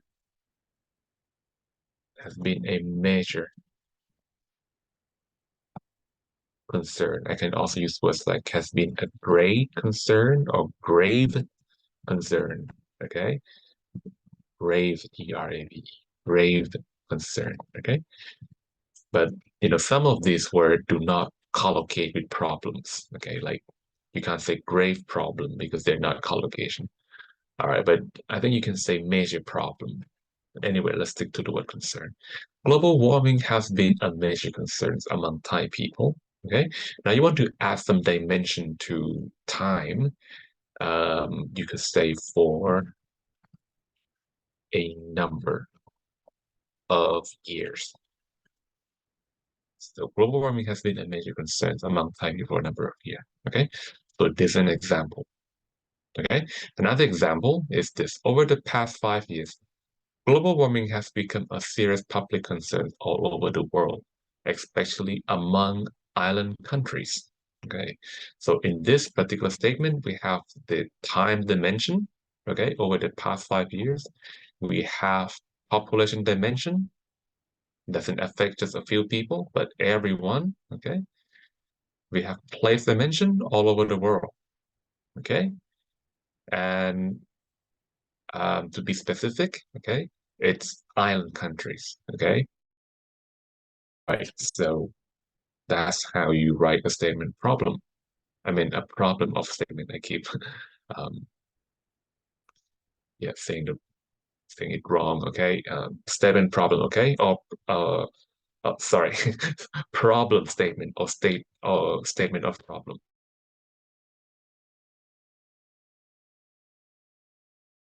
Situation. Okay, this is somewhat similar to introducing a problem. Okay, except that the current situation is not something so serious compared to problem. Okay, right. Moving on to how to clearly state the main point of your essay. Okay, so let's read this paragraph because I think it is important, okay? Your readers should know from the beginning what idea you will be developing throughout your essay.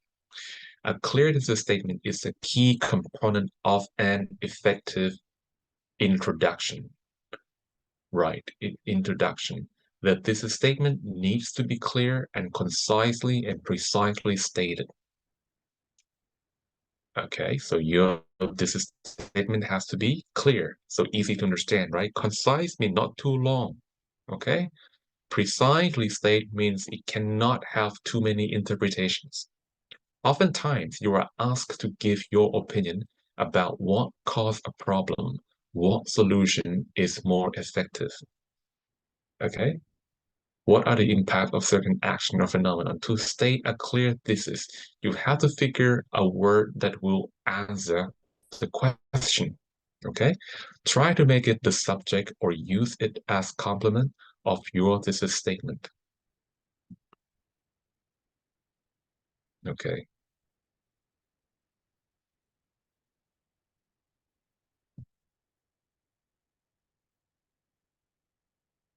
Okay. Yep. Okay. So I think make make it the subject or use a complement. I think this is a little technical. Okay, but it is quite important. Okay, so let's see example of how can we make um, the keyword of our this is the subject or complement. Okay, let's look at example. If you have to answer the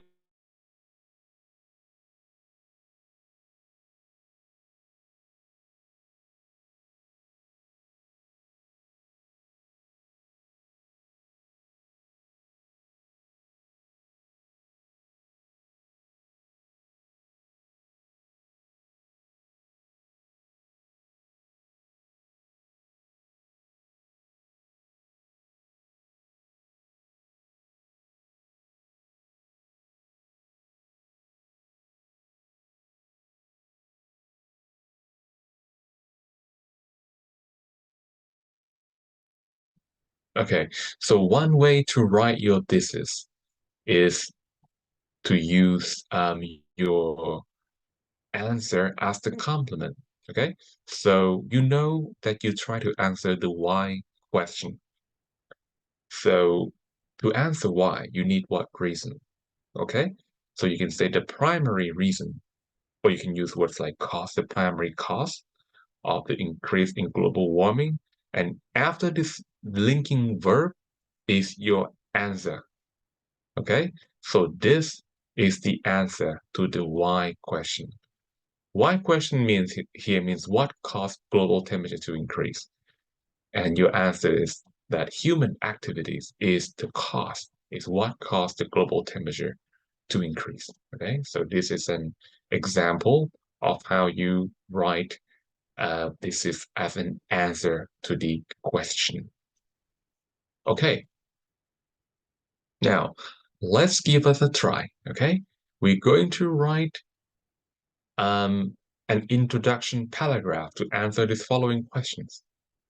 What do you think is the best way to shop for items between visiting storefront and buying things online? Okay, so if you guys remember from our previous chapter, we did write a thesis statement, right? We we we had this question before, right? But we were focusing more on body paragraph.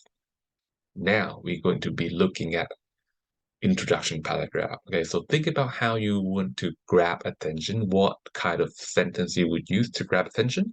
Okay, and then how would you provide necessary context for your readers, followed by your opinion or your main idea. Okay, okay, I'll give you Excuse me, five. sir. The screen is not visible again. My screen is not visible again, probably because of the connection. So I will go back to Zoom and share my screen. Here we go. All right. Thank you very much for letting me know. All right. So this is what we are working on. Okay. We want to write an introduction paragraph for this particular question. Okay. So you will have to consider all the three factors. Where are they? How would you grab their attention? How would you provide necessary context? Okay. And of course, clearly state your main idea. Okay. I will give you maybe 5 minutes. Okay. 5 minutes to think about it, and then I'll come back and we can do it together. Yep. Here.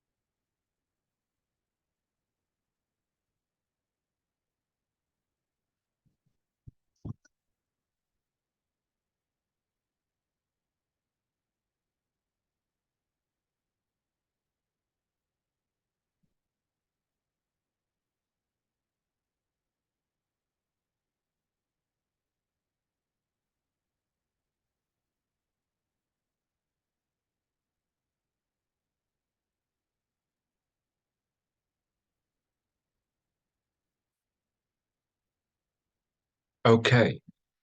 Um, did someone send me anything? Let me just take a look at the chat. Oh, I got two messages, probably about my screen. Okay. Right. Okay, so what's the question here? What do you think is the best way to shop for items between physical storefront and buying things online? Okay, so let's us first pick our attention grabbing strategy. Okay, how about a surprising statement or fact? So you have to be able to go online and find surprising statement or facts, okay, about online shopping. Okay, so what should be a shocking um, fact about online shopping? Maybe change in the number of buyers, maybe? Like we can talk about, I think, during COVID pandemic, like how many people actually became online shoppers or people who shift from being an offline shopper to online shopper. Okay, let's see if we can find that kind of information on the internet. Okay, okay. I will say a sudden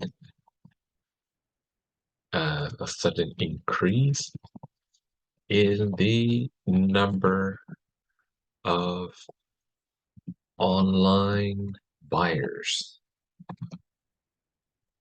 I believe this must be true.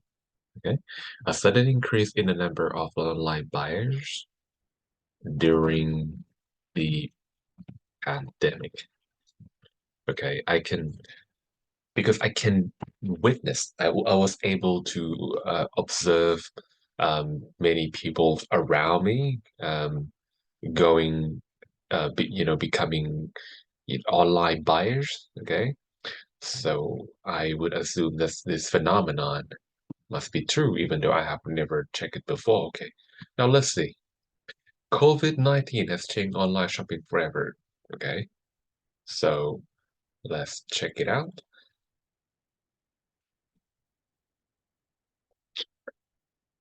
Okay, the pandemic has accelerated the shift towards a more digital world and triggered change in online shopping behavior that are likely to have a lasting effects. Okay, we need to see some numbers. Okay, here we go. COVID-19 pandemic has forever changed online shopping behavior according to a survey. About 3,700 consumers in 9 emerging and developed economies. Okay, well, but that is not very shocking, is it? Oh, hmm. The survey is entitled COVID-19, Examine the Pandemic and Digital Solutions. It covered Brazil, China, and Germany. Well, we don't see numbers. Oh, what is this? Percentage of online shopper making at least one online purchase every 2 months. Okay, what does the report say? Tourism and travel sector have suffered the strongest decline, with the average spending online shopper dropping by 75%. Well, I don't think that's much. Not not so interesting. Um, let's look at a different source. Not that one.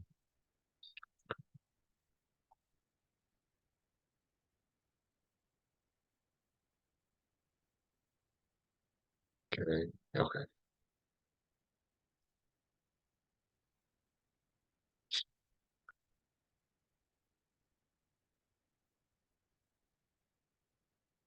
Pandemic, I would say a sudden increase in the number of online buyers. Do we have numbers here?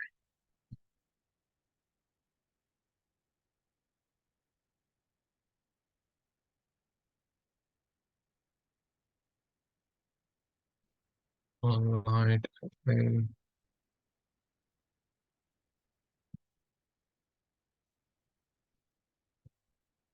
I would say increase. Okay, if I just add one word,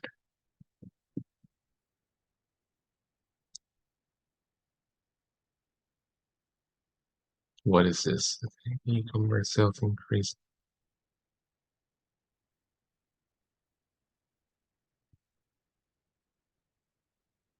Okay, e-commerce jump to.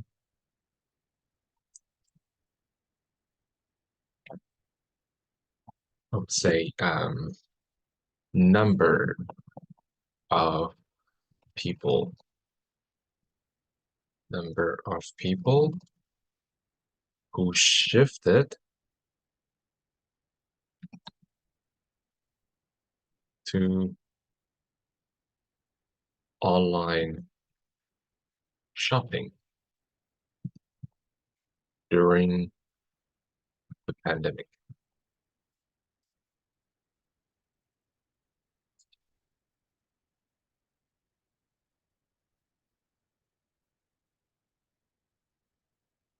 Okay, do we have something?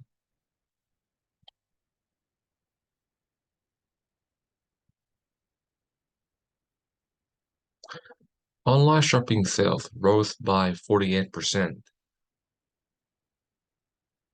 Okay, this is not so bad. All right, it doesn't give us a number of people, but it instead give us the sales figures. Okay, so let's see. Online shopping sales in the UK rose by 48%. That's a lot, right? With food and drink sales rising the most. Okay.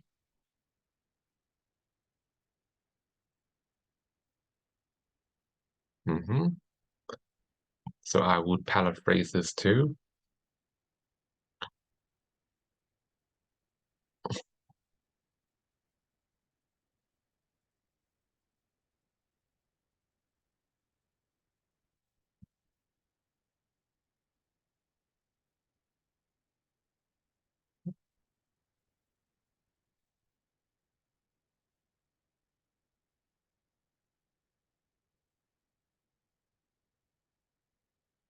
The COVID-19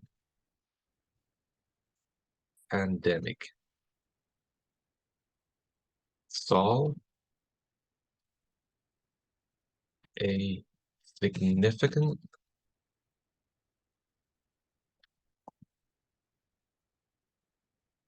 COVID pandemic saw a significant increase in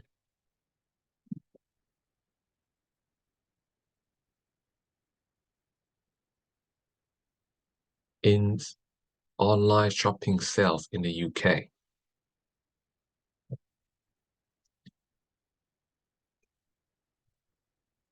Increase of 48%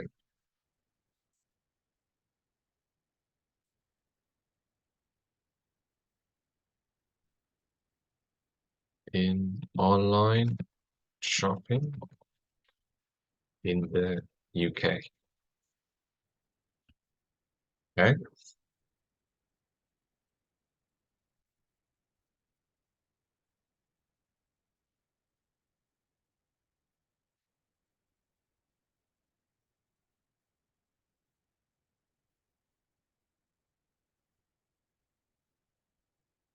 To 113 billion pounds. Okay.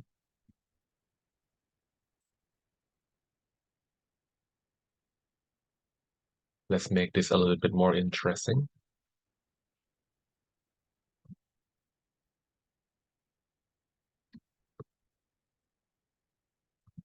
This online sales in the UK. The online sales in UK skyrocketed, rocketed to $113 billion during the COVID-19 pandemic.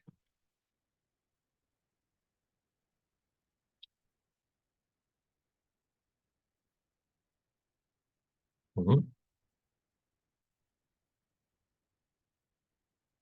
This was an unprecedented increase. This, this 48%. This 48% sales increase was unprecedented.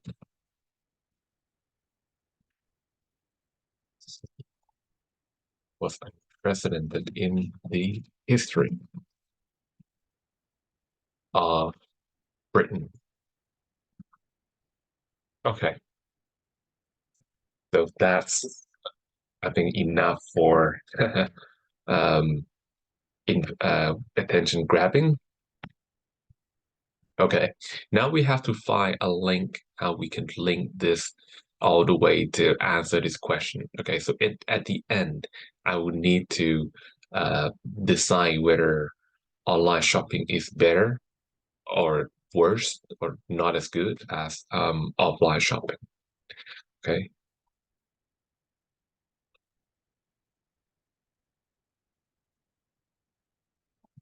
okay. This phenomenon, this phenomenon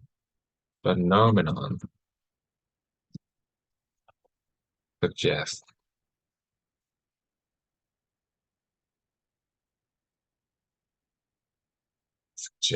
that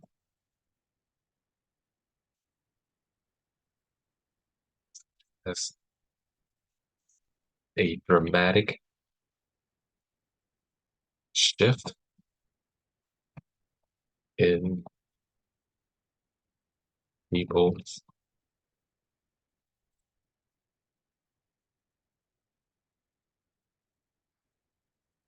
shopping behavior.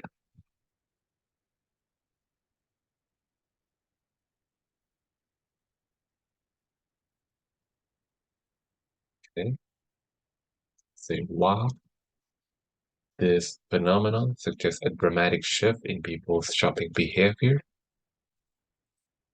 the questions remains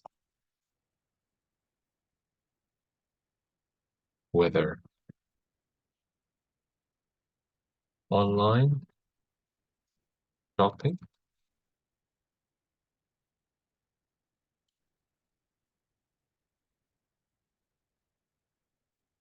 is here to stay or it was just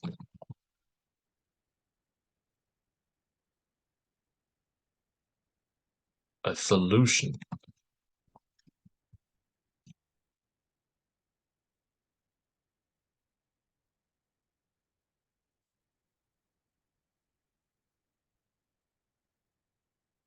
that will disappear along with the problem. Okay. So yes, online shopping was pretty much a solution.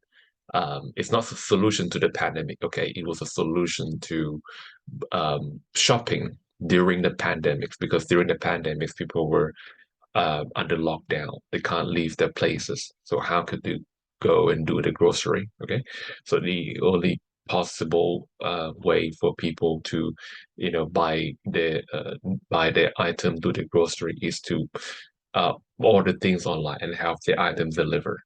Okay, so that was a solution during the pandemic. Okay, so whether you like or don't like online shopping, that was online shopping was the only solution during the pandemic. But after the pandemic, okay, do people still uh, remain? Do people still keep the behavior of buying things online, or people drop that behavior in favor for the traditional shopping method? Okay, so whether they stick to the new new way of shopping, or they go back to the old way of shopping?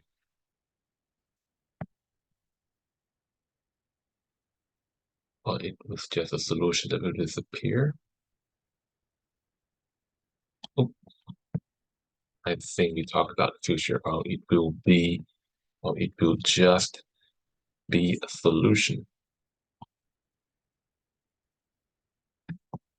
that will disappear along with the problem.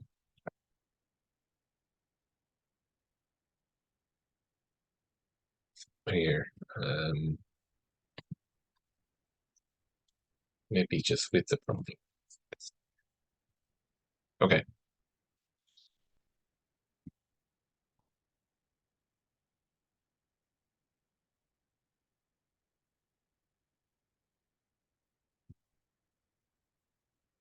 Now I'm going to say, in my opinion,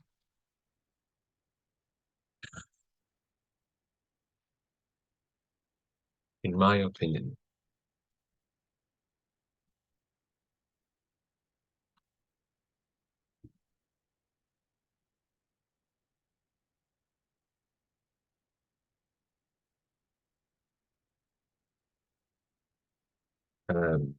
the pandemic,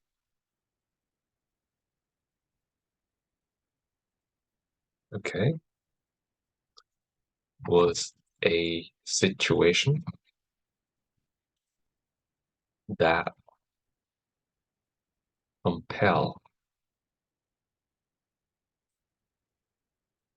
it's a situation that compel um, many people,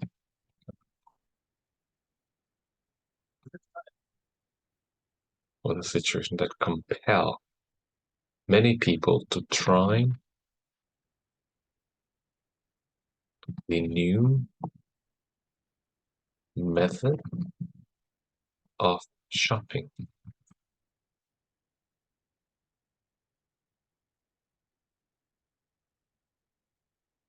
Situation that compel them to try the method of shopping.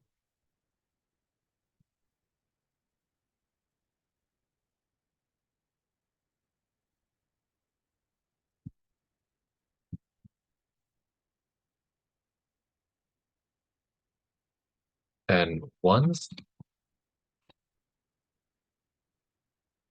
they have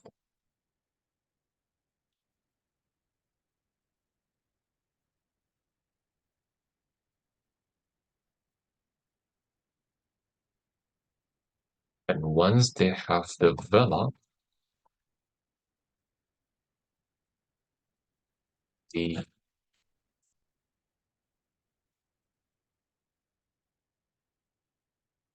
once they have developed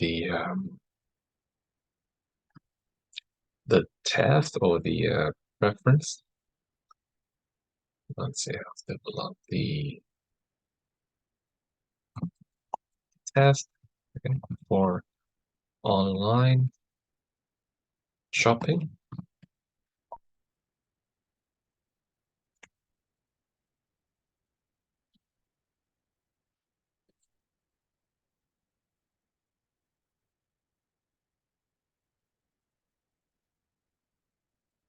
it is hard for many to go back to the conventional method. Okay. So in my opinion, the pandemic was just a situation that made people, it forced people to try. So whether you like or you don't like, you have to anyway. Okay. But once they try it, they like it. And once they like online shopping, they can't go back to the, you know, to offline shopping where they have to visit the storefront. Okay. So that is kind of how you develop a introduction paragraph. Okay, so let's read through all this, see if I made any mistake. Okay, the online sales in the UK. Um, so we might want to add some sort of discourse marker. Okay,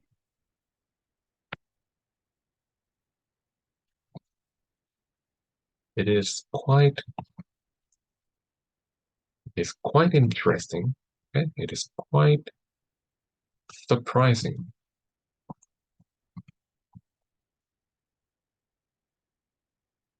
Okay, it is quite surprising to realize that